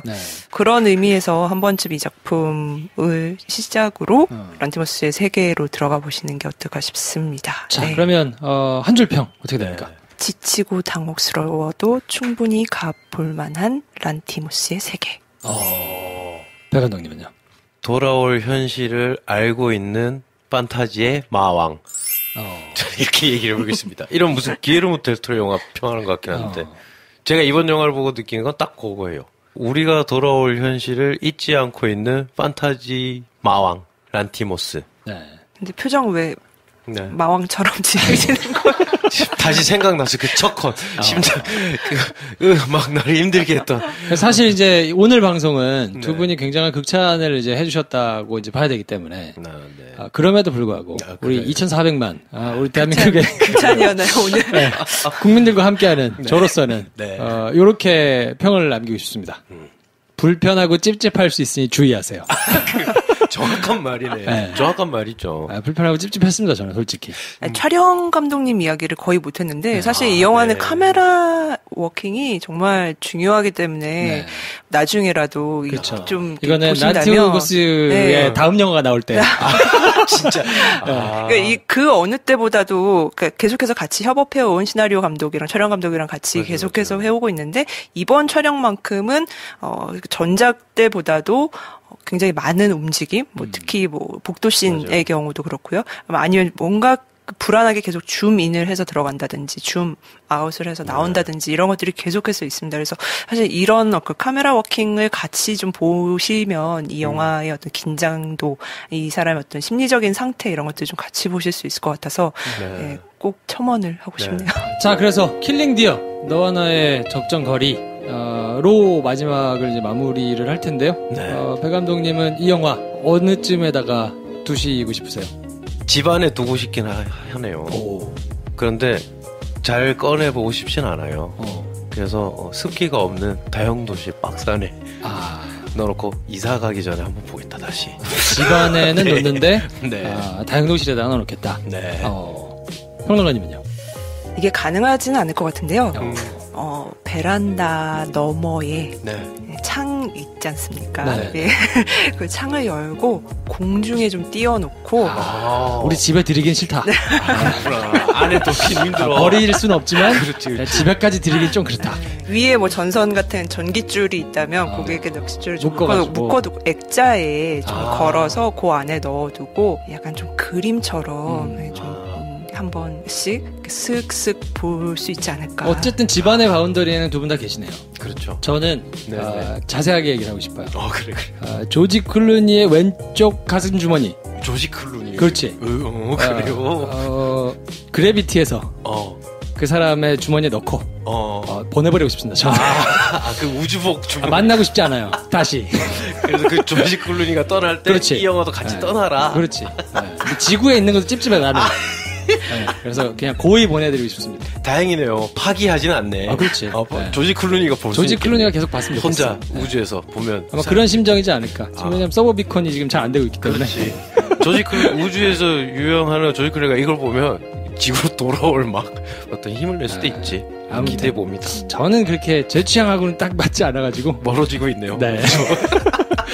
자, 정재 평론가님 모시고 오늘 처음으로 방송을 했는데 아직은 저희가 이제 합이 조금 덜 맞는 느낌이 조금 있긴 하지만 시간이 조금 지나면 괜찮아질 것 같고요.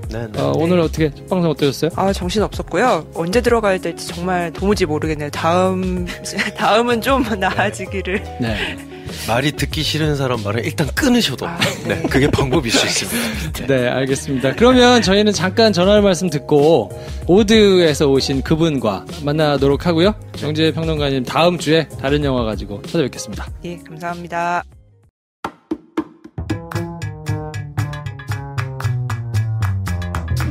네, 이분은 오늘 개편을 맞아서 특별한 손님을 모셨어요. 그렇습니다. 1부에서 정재평론가님하고 같이 한 것도 조금 특별한데 이런 기회를 앞으로 자주 가져도 좋겠다 싶은 생각도 들고 개편이 되긴 됐군요. 오늘 영화에 제가 헛소리를 많이 해가지고 좀 걱정이 되긴 합니다만 킬링 디어를 가져오신 회사 분을 모셨어요. 그렇습니다. 영화사 오드에서 오신 소개해 주시죠. 네, 안녕하세요. 킬링 디어 수입 배급사 영화사 오드고요. 저는 킴이라고 합니다. 네, 킴. 영화 보신 분들은 아시겠지만 거기 이제 가족 중에 그렇지. 딸 이름이 킴이에요. 네. 여기까지만. 그렇지. 네. 영화사 오드 관심 있으신 분들은 와 오드에서 오셨나 이제 생각하실 텐데 잘 모르시는 분들을 위해서 소개를 좀 드리면 가져온 영화가 최근 영화들은 굉장합니다. 그렇죠. 선관이 그럼요. 어마어마하다고 업계 소문이 그냥 쫙 나가지고. 그럼요. 안녕 나의 소녀가 이 작품 전이었고. 그렇습니다. 플로리다 프로젝트, I am his 레저, 내 사랑, 언노운 걸, 문라이트, 네. 맥이스 플랜, 뭐 나의 소녀시대, 뭐 이런 것들 주로 가져오셨는데 하나같이 다 저희가 소개한 영화들은 뭐 칭찬을 굉장히 많이 했던 영화들이어가지고 문라이트 같은 경우 우리 1년 베스트 꼽을 때 막 서로 겹치고 막 이랬었던 것 같은데. 그리고 심지어 그 어떤 청취자분이 네. 문라이터로 저희 포스터도 만들어주시고. 우리 3명 합쳐가지고. 네. 그렇죠. 몹쓸지. 그렇죠. 그래서 이거는 사실 굉장히 식상한 질문이기는 한데 귀로 들으시는 건 처음일 테니까. 네. 영화를 고르시는 기준 뭐 이런 거를 궁금해하시는 분들이 좀 있을 것 같은데. 사실 저희는 작은 회사여가지고요. 저희가 일단 먼저 영화를 보고 혹은 영화를 구매했을 때 사실은 시나리오를 보고 결정하는 경우가 많아가지고요. 뭐 시나리오를 읽거나 혹은 영화를 보았을 때 약간이라도 조금이라도 마음이 움직이는 영화. 네, 그리고 특별하게 가장 기본적인 거는 그런 감정인 것 같고 두 번째는 좀 좋은 스토리인 거고요. 나머지는 약간 맛집도 맛있는 기준이 다르잖아요. 그래서 좋은 영화 기준을 제가 뭐 어떻게 설명할 수는 없지만 그런 의미에서 좀 마음이 움직이는 영화. 그 마음이 움직이는 이제 포인트들이 조금 있을 텐데 보면 대충 색깔이 특별한 뭔가 있다라고 생각을 이제 하시기는 할 텐데 시나리오를 보시면서 그래도 조금 주요하게 딱 와닿는 포인트 이런 게 있어요. 특징 짓기가 좀 어렵긴 하겠습니다만. 일단은 저희가 했던 영화들이 드라마랑 킬링 디어는 좀 스릴러이긴 하지만 처음 해보는 스릴러고요. 드라마와 다큐멘터리 위주로 많이 수입을 했는데 강력하게 남는 한 씬 혹은 강력하게 남는 한 대사 뭐 예를 들어서 뭐 내 사랑을 보면 시나리오를 읽다가 저도 당신은 내가 필요해요라는 대사가 있었거든요. 그래서 저는 비주얼적으로 그림은 잘 그려지지 않았는데 그 대사에 모든 이제 주제가 있다고 생각을 해서 너무 좋았고요. 일단 장면 대사가 하나가 딱 꽂히는 것들이 있는 것 같아요. 보면 이걸 짧은 말로 선구안이라고 합니다. 그렇지. 그렇지. 다 이렇게 하고 싶지. 그렇지. 모두 다 이렇게 얘기를 하죠. 좋은 스토리? 좋은 영화?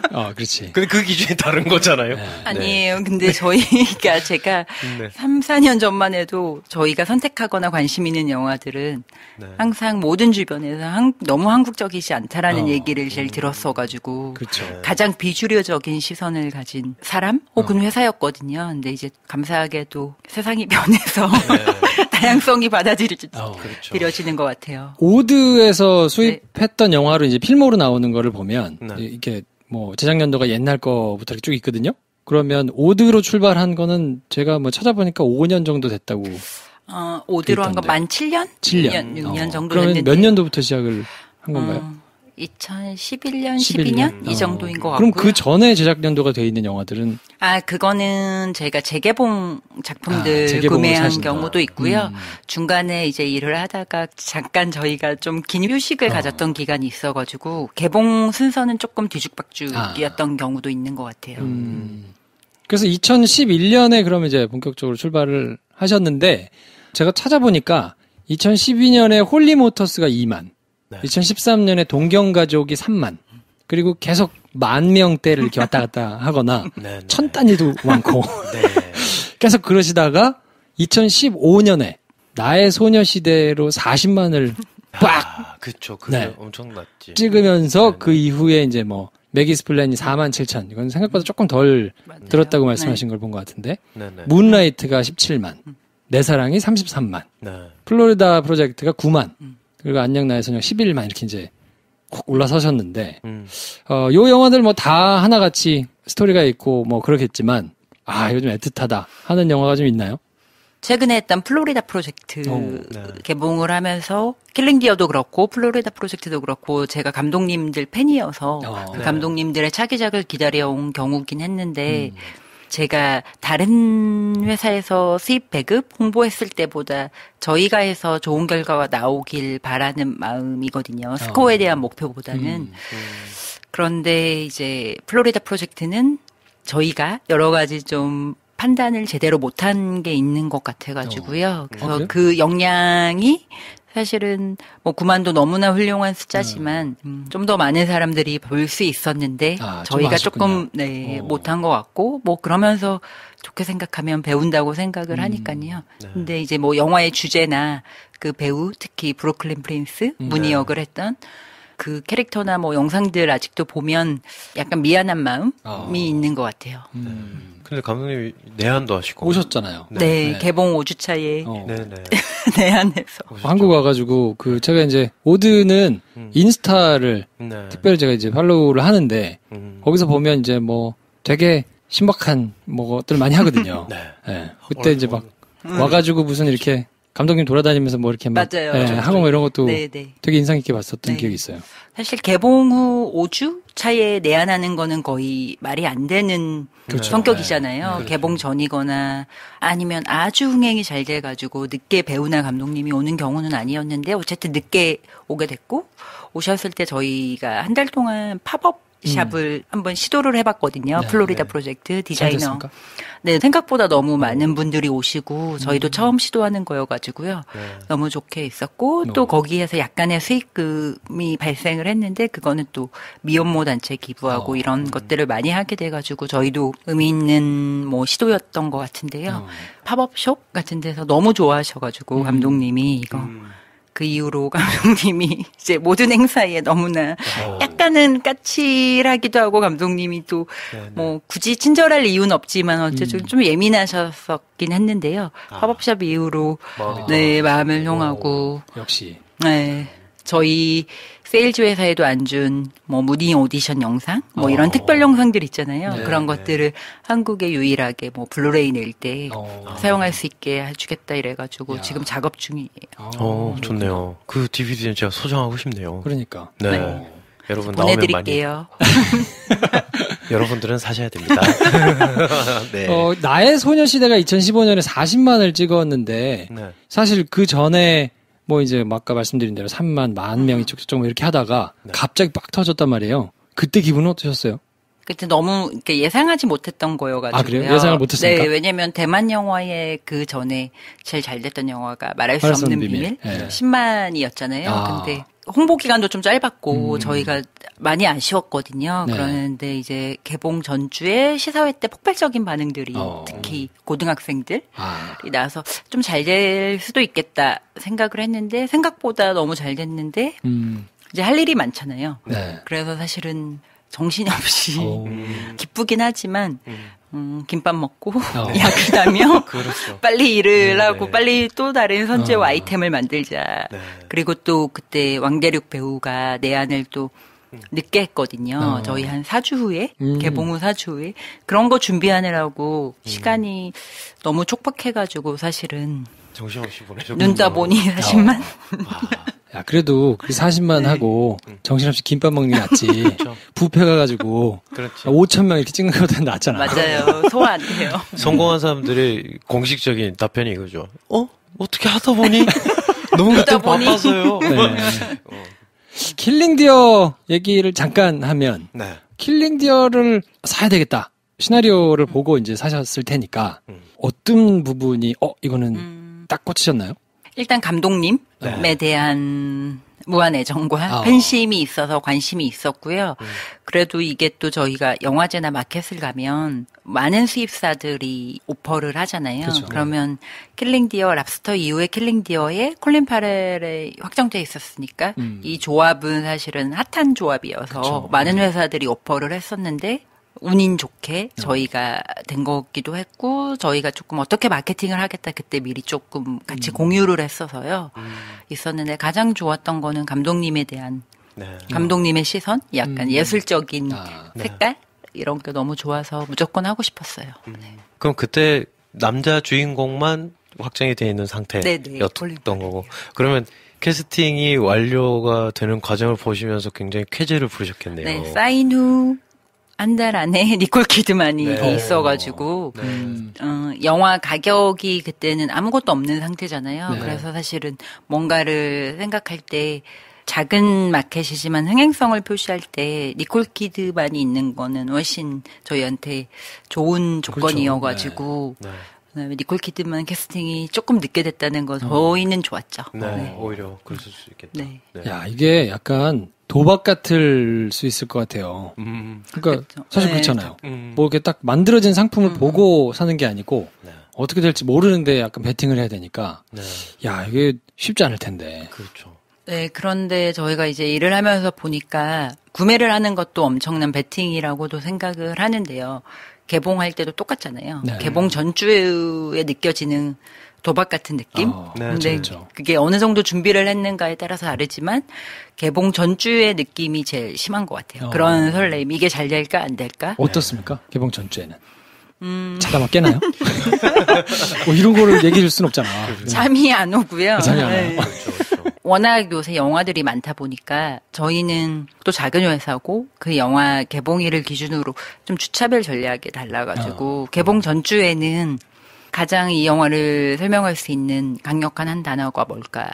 네. 예를 들어서 저희가 그 전까지는 다른 걸로 홍보를 하다가 마지막 전주부터는 오감 킬링 스릴러로 홍보 워딩을 잡았거든요. 그러니까 이거를 어떻게 해야 관객들한테 좀 쉽게 다가갈 수 있을까? 이런 고민이 더 많은 것 같아요. 확실히 인터뷰 기사 이런 걸 찾아보면 예전에 마케팅을 하셔가지고 너무 오래전이에요. 명품의 마케팅을 또 하셔가지고 마케팅에 대한 고민 막 이런 것들이 조금 남다른 것 같은데 이번 영화는 이렇게 특별히 굿즈도 만들고 그래요. 굿즈도 굉장히 좀 가져오셨는데 퀄리티가 굉장히 높던데 좀 깜짝 놀랐습니다. 그래서 너무나 많은 영화 뭐 예를 들어서 영화제, 연극, 뮤지컬 쪽도 많이 하잖아요. 근데 사실은 저희도 굿즈를 만들면서 안 하고 싶은 생각이 제일 있거든요. 네, 이 굿즈를 만들 때 떨어지나요? 아니요, 굿즈의 용도가 뭘까를 생각을 해보면 저는 이게 마케팅 비용으로 생각하면 되긴 하는데 굿즈의 용도가 뭘까를 생각을 하면 영화를 보고 나서 그 느낌을 좀 좋게 기억할 수 있는 굿즈면 좋겠지만 그렇지 않은 굿즈들도 사실 많잖아요. 많죠. 그래서 그 기준으로 계속 생각하는 것 같고요. 그러니까 일단 제작 고민하고 시간이 없으니까 저는 그것보다는 약간 뭐 카피를 제대로 쓰든지 영화 홍보 아이템을 제대로 해서 많은 사람들이 볼 수 있는 게 더 좋지 굿즈의 파급력이 뭘까라는 생각은 항상 고민인 것 같아요. 그래 놓고서 저희 팝업샵하고 그래서 감독님의 마음을 돌려세우고. 아니 근데 굿즈를 사실 대충 만드는 데들 많거든요. 많죠. 보면 야 이거를 누가 한다고 이거는 갖기도 그렇고 주기도 그렇고 이런 걸 왜 해? 싶은 거 사실 많은데 제가 제일 열받는 굿즈 중에 하나는 이게 열받아도 되나 하면서 열받을 때가 있어요. 어떨 때냐면 부채 있잖아요. 부채. 부채를 이렇게 줘. 별로 안 이뻐. 너무 화려해. 근데 더우니까 받았어. 3번 붙이니까 부러져. 그런 거 있잖아요. 동그란 플라스틱 이게 똑 부러져. 이게 버리려면 쓰레기통 한참 멀리 가야 돼. 약간 이럴 때가 있거든요. 네. 근데 굿즈도 만드시는 거를 보면 애정이 좀 묻어난다고 할까요? 영화를 진짜 좋아하는구나. 그런 게 좀 묻어나는 것 같아요. 그런 작은 것들이 모여가지고 좀 전체적으로 오드의 이미지 이런 게 되는 게 아닌가 싶은 생각이 좀 있는데. 또 오드의 애티튜드를 굿즈가 없어져야 될 텐데요. 하루 빨리. 팝업샵 가보고 싶네요. 영화제 가셔서 이제 영화를 사시면 직원이 많지는 않다고 들었는데 작은 회사여서 당연히 불리하겠죠. 뭐 이제 돈 많고 큰 회사들이 이렇게 척척하는 거 하고는 이제 힘들 텐데 작은 회사만이 가지는 장점 이런 것도 혹시 있나요? 장점은 없는 것 같고요. 단점은 너무 많지만. 많은 걸 그렇죠. 혹시나 싶었어. 저희도 일을 뭐 1년 할 때 다르고 2년 할 때 다르고 할수록 바뀌잖아요. 트렌드도 바뀌는데 지금은 저희가 하고 싶은 영화 안 하고 싶은 영화가 너무 분명해서 예전에는 모든 회사들을 팔로우하고 미팅을 하고 뭐 여러 가지 했지만 지금은 현실적으로 저희가 1년에 개봉해도 5편이거든요. 그래서 좀 선택과 집중하는 입장이어가지고 그 대신 우리가 있을 때 뭐를 잘할 수 있는지를 좀 어필하는 편이어가지고요. 그거는 담당자와 영화적 성격에 따라서 매번 다른 것 같아요. 청취자분들께 이 오드에서 가져오는 영화는 대략 이렇다 특징을 좀 얘기를 해주신다면 어떤 영화들이 오드 영화다? 새로운 영화들이 오드 영화였으면 좋겠다라는 생각은 들거든요. 예를 들어서 저희 문라이트 개봉하고 했을 때 처음 구매했을 때 모두가 반대했었던 영화여가지고 제정신인 반대해야지. 이게 포인트가 뭐냐 어떻게 있냐 대안이 하나도 없었지만 영화를 보고 났을 때의 그러니까 마음의 울림 이런 거는 오히려 쉽다고 생각했거든요. 그런 면에서는 저희 영화가 초반에 사람들한테 얘기를 했을 때 괜찮겠다라고 한 영화는 거의 없어가지고, 그러니까 처음 시도해보는 영화들, 그래서 약간 그 새로운 관객, 새로운 씬을 발견할 수 있는 영화면 그런 영화를 봤을 때 오드 영화다라고 생각해 주시면 저희는 감사한 것 같아요. 최근 한 3년 정도 영화들을 이렇게 쭉 놓고 보면 그런 게 대충 묻어나서 좀 보이는 것 같아요. 그래서 여기 어디야? 하는 반응을 보이시는 분들이 꽤 있는 것 같거든요. 문라이트도 사실 흑인 성소수자 어떻게 할 거야? 그렇죠. 마약에 유명한 사람도 안 나오고. 야 이거 어떻게? 근데 상을 받았단 말이에요. 어떠셨어요? 그때는? 저희가 구매를 했을 때는 아카데미하고는 전혀 상관없이 그쵸. 미리 구매를 했었고 준비를 했었는데 제가 느꼈을 때는 영화제에서 혹은 미국 평론가들의 반응이 그냥 좋다 수준이 아니라 어떤 폭발적인 게 있었거든요. 그러니까 느껴지는 것들이 아카데미를 훨씬 얘기하기 전에 그래서 그냥 좋아하는 게 아니라 거의 평론가들이 미친 게 좋아하는 느낌을 받았거든요. 보면 약간 그 좋아하는 것도 급이 있잖아요. 그쵸. 어떤 면에서는 평론가들의 사랑을 많이 받겠다 이런 생각을 하긴 했었는데 구매를 했고 아카데미가 다가오긴 했지만 그 비평가 상들이 있잖아요. 12월부터 하는. 그래서 미친 듯이 뭐 한 달 동안 거의 100개씩 수상을 하고 이래서 약간 저의 느낌으로 보면 나의 소녀시대보다도 더 저희가 약간 황홀한 느낌? 이게 되게 짧은 순간에 전혀 생각하지 못했다가 이렇게 몰아치는 반응이 오니까 그런 면에서는 너무나 좋았고 그렇지만 상대로 거론되는 영화가 라라랜드였거든요. 대부분의 사람들이 라라랜드가 이제 아카데미를 가겠다, 상을 받겠다라는 생각을 했었고 저도 좋아하는 영화긴 하지만 감독상이나 작품상은 하나 받을 것 같다라는 느낌은 사실 좀 있어가지고 사실 대부분 이제 어떻게 나눠 먹을 것인가 그 당시에는 이제 싹쓸이 할 것인가 아니면 나눠 먹을 것 같다라는 생각이 있었는데 사실 오스카에서 정말 흔치 않게 삽질을 한번 해가지고 수상을 잘못 발표했잖아요. 맞아요. 그때 회사 분위기 어땠어요? 장난 아니었을 것 같은데. 괴성? 진짜 처음에 라라랜드를 불렀죠? 그렇지. 작품이나 감독상을 받을 거라고 생각을 해놓고 사실 보도자료는 다 작성해놓고 안 될 수도 있지만 어쨌든 너무나 이제 대비되는 거잖아요. 이제 라라랜드와 문라이트의 성격이 그쵸. 보도자료 약간 그런 쪽으로 호기심을 잡긴 했거든요. 마케팅 포인트도 그 전에 이제 레버넌트로 레오나르도 디카프리오가 상 받는 게 이슈였잖아요. 약간 그런 식으로 호기심을 몰아가자 이래놓고서 보도자료를 작성해 놓고 있었는데. 아침부터 이제 오래 하잖아요. 아카데미 시상식. 제 사무실에서 인터넷으로 제 방에서 모여서 이제 시상식을 보고 있었는데 피자를 시켜놓고요.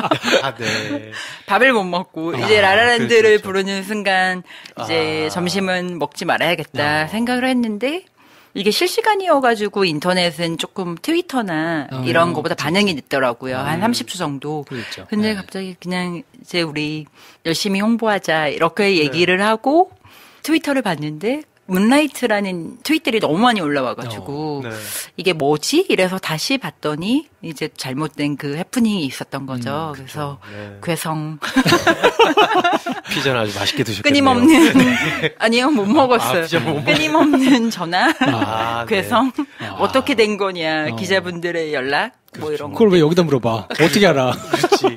저희가 홍보도 직접 해가지고 이제 보통 홍보사에 연락을 하잖아요. 근데 이게 연락이 엄청 오더라고요. 그래서 저희 요걸 잘 모르시는 분들이 있을 수 있으니까 수입 배급을 해오면 보통 이제 외주 형태로 홍보대행사한테 이제 그걸 주거든요. 그러면 이제 홍보는 그쪽에서 담당하고 뭐 이런 경우가 있는데 여기는 이제 오드에서 다 그걸 담당하셔서 야 전화 진짜 많이 받았겠네. 그러겠네요. 야 정말 진짜 큰 해프닝이었는데. 처음이자 마지막일 아마도. 그렇죠. 네. 야, 직격탄을 받으셨군요. 이 영화를 하시게 된 계기를 여쭤봐도 돼요?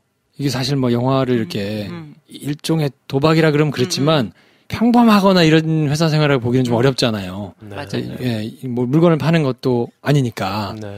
이 업의 매력, 계속 이거를 하시게 되는 이런 게 있을까요? 영화업의 매력은 진짜 모르겠어요. 왜냐면 제가 영화를 전공한 것도 아니고 전공은 다른 일이거든요. 전혀 상관없는 거여가지고. 근데 일단 대부분 영화를 좋아하시는 사람들이 있으니까 그 에너지는 참 좋은 것 같고, 그래도 매번 영화가 다르잖아요. 네. 킬링 디어 할 때는 이런 장르도 해보고, 안녕 나의 소녀 할 때는 청춘 로맨스도 해보고, 이런 면에서 매번 다른 마케팅을 하는 것 같기도 하고, 지루하지 않기도 하고, 그러면서 타겟이 다르니까 그 층들을 보면서 저희도 많이 배우는 것 같고, 문화적으로나 뭐 취향적으로나 그런 면에서 좀 재미가 있고, 그렇지만 매번 어려우니까 재밌게 할 수 있는 것 같아요. 뭔가 번복 숙달이 되는 부분도 있겠지만 할 때마다 달라지는 것에서 에너지를 받을 수 있는 일이 있다 보니 특히 예술 영화, 다양성 영화는 쉽지 않잖아요. 그래서 그런 면에서 저희도 궁금한 게 있는 것 같아요. 이런 거를 했을 때 어떻게 반응을 할까? 그리고 그게 맞으면 너무나 즐겁고 틀리면 다음에 더 공부를 해야지라는 생각도 하게 되고요. 이런 분들이 있으셔서 저희가 극장에서 발견을 하는 거예요. 그치. 영화를. 많이 발견해 주세요. 네. 저 홀리모터스는 영화제에서 봤었거든요. 정말 오래 기다려온 영화였었어요. 보고 나서 제가 이제 같이 본 친구랑 망연자실했어요. 망연자실. 그러니까 이게 좋은 의미와 나쁜 의미 같이 있는, 그러니까 할 말이 하나도, 심지어 그래서 그 뒤에 영화 2편을 더 예매해놓고 안 봤어요. 계속 거길 걸었어요. 해운대 쪽을. 뭐지? 내가 뭘 본 거지? 부산영화제에서 보신 거고. 부산영화제에서 갈매기들이랑 같이 하루 종일 걸었거든요. 이한신, 이한대사 이렇게 해가지고 가져오셨다는 거 아닙니까? 이 회사에. 이런 발견이 얼마나 중요한데요. 제가 공감을 못하겠네요. 홀리모터스를 안 봐가지고 제가. 네. 아름다운 영화인 그렇죠. 것 같아요. 계속 생각났거든요. 근데 그게 2만 명, 2만 명. 수긍은 가거든요, 또. 약간 이런. 그런 게 정말. 근데 뚝심이 대단하신 것 같아요. 어지간하면 잘 되는 영화, 돈 되는 영화, 이런 걸 찾아가지고 막 하다 보면 사실 회사의 색깔이 드러나기는 쉽지 않을 것 같거든요. 그렇죠. 근데 저는 그런 면에서 더 도박적인 게 있는 게 모두가 잘 될 것 같은 영화가 진짜 잘 되는 경우는 사실 식배 영화들 빼고 외화에서는 거의 없는 것 같고요. 그쵸. 이제 물론 조금 더 쉬운 영화는 있을 수 있는데 예를 들어서 저희가 뭐 영화제 같은 데서 핫한 영화들이 있잖아요. 뭐 액션 혹은 뭐 배우가 좋은 영화, 좋은 프로젝트의 영화들, 패키지가 된 영화들을 봤을 때 엄청난 경쟁과 가격으로 판매가 되지만 한국에서 개봉했을 때는 사실은 한국 영화하고 직배 영화들하고 경쟁을 해야 되잖아요. 그런 면에 봤을 때는 이 금액이 더 도박적이다라는 생각을 하거든요. 그거는 정말로 이게 잘 될 수 있는 영화가 어떤 건지에 대한 기준은 잘 모르겠어요. 그래서 오히려 우리가 이런 걸 하자라고 집중하는 게 정말 뻔한 얘기 같지만 해답에 가까운 말일 수도 있겠다. 네, 저희가 못하는 영화는 사실 못하니까 그거를 미련을 가질 필요는 없는 것 같고 저희가 잘할 수 있는 영화를 했을 때 더 쉬운 전략 그런 거를 세울 수 있는 것 같아요. 저는 사실 이제 매기스 플랜부터였던 것 같아요. 매기스 플랜부터 그 이후로 나오는 영화들을 쭉 보면서 나름대로 이제 팬의 입장에서 야, 이게 괜찮다라고 늘 이렇게 바라보다가 이번에 이제 영화도 개편을 맞아서 연락을 해가지고 한번 해볼까? 그래서 진짜 그냥 무턱대고 막 이렇게 수소문을 해가지고 전화를 드렸거든요. 우리 프로를 듣고 있었다는 거야. 그러니까요. 너무 민망하고 깜짝 놀랐어요. 애청자예요. 이게 서로가 이게 정말 훈훈한 장면이 벌어진 건데 우리도 오드 계속 얘기를 한 게 빈말이 아닌데. 맞아요. 아니 근데 오드 시네라고 하시더라고요. 왜냐면 그게 그 인스타 아이디예요. 아이디가 그래서 그게 제가 늘 보니까 입에 익어가지고 오드라고 얘기 안 하고 오드 시네라고 자꾸 얘기를 이제 한 건데. 뭐 당연히 오드 없었겠지. 옷 누가 쓰고 있었겠지. 네, 맞아요. 쇼핑몰이 이미 등록이 돼 있어가지고. 안타깝네요. 저희가 영화를 하는 거를 그러면 들으실 때 기분이 괜찮으셨겠어요? 네, 자주 등장해서. 전혀 뭐 그런 거 없었거든요. 연락을 하거나 무슨 뭐 연락 이런 거 없이 저희가 좋다고 막 한 건데 공교롭게도 다 저희가 칭찬했던 영화들이라. 훈훈해. 네. 취향이 이제 고급스러우신. 감사합니다. 게시판이 불탔던 적들이 많거든요. 있죠. 많이 있죠. 확률상이 쉽지 않은데. 그러니까요. 네. 네. 제가 처음인 것 같아요. 근 한 3년 동안 이제 5대 영화를 다 이렇게 좋게 하고, 제가 하면 처음으로, 뭔가 이렇게. 이번에 약간 좀, 그래서 영화를 보면서 사실 저는 깜짝 놀랐어요. 어떡하지, 이거? 그게 그러니까 망연자실이 그런 약간. 그러니까. 네. 플로리다 프로젝트 뭐 이 정도면 정말 화기애애한 분위기에서. 네. 모두가 다. 이렇게 할 텐데, 내가 악역을 맡을 것 같은데, 이번에는. 근데 이 어떤 회사의 비전과 일치한 거예요. 새로움. 네. 새로운 시도. 네, 그렇죠. 새로움이죠. 네. 진짜 새로웠습니다. 네. 그렇습니다. 자, 그러면, 킬링 디어, 어쨌든 지금 이제 개봉해서 한참 달리고 계시니까, 어떤 분들한테, 또 뭐, 같은 이제, 애청자의 입장에서, 요런 분들 꼭 좀 보시라 추천을 한번 좀 해주세요. 킬링 디어가 올해 2월부터 한국에서 뭐 마리클레르 영화제부터 시작해서 기획전으로 많이 상영을 했었거든요. 그래서 영화를 챙겨보시는 다양성 영화 팬들은 많이 보셨을 것 같기도 하고, 이제 많은 거기에 해석과 여러 가지 이유가 영화적인 것들이 있을 텐데요. 이 여름이 더우신 분들, 좀 시원하게 보고 싶은 분들은 확실해.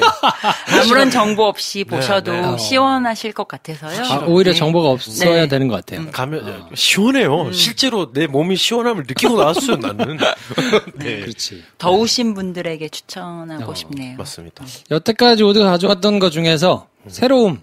뭐 요걸 키워드로 한다 그러면 그거는 확실히 성공하신 것 같고. 그렇죠. 네. 그리고 혹시나 랍스터라는 영화를 보고 요르고스 란티모스 감독을 찾아서 기다리시던 분 말고 우연히 보고 이게 뭐지?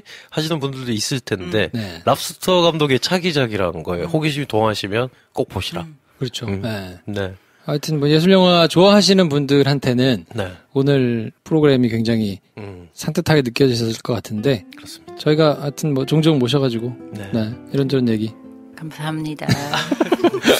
초대해 주셔서 감사합니다. 네. 저희가 감사하죠. 우리 약간 조금 부끄러운 것 같아 지금. 그렇지 않아요? 우리가 괜찮다고 생각하신 분이 우리를 막 이렇게 알고 있다니까. 그게 깜짝 놀랐어요. 너무 민망해가지고. 그래서 제가 모든 에피소드를 다 들었어요. 큰일이야 진짜. 어떡하지? 다행히 없어요. 불탔던 적이 없어요. 없어요. 다행입니다.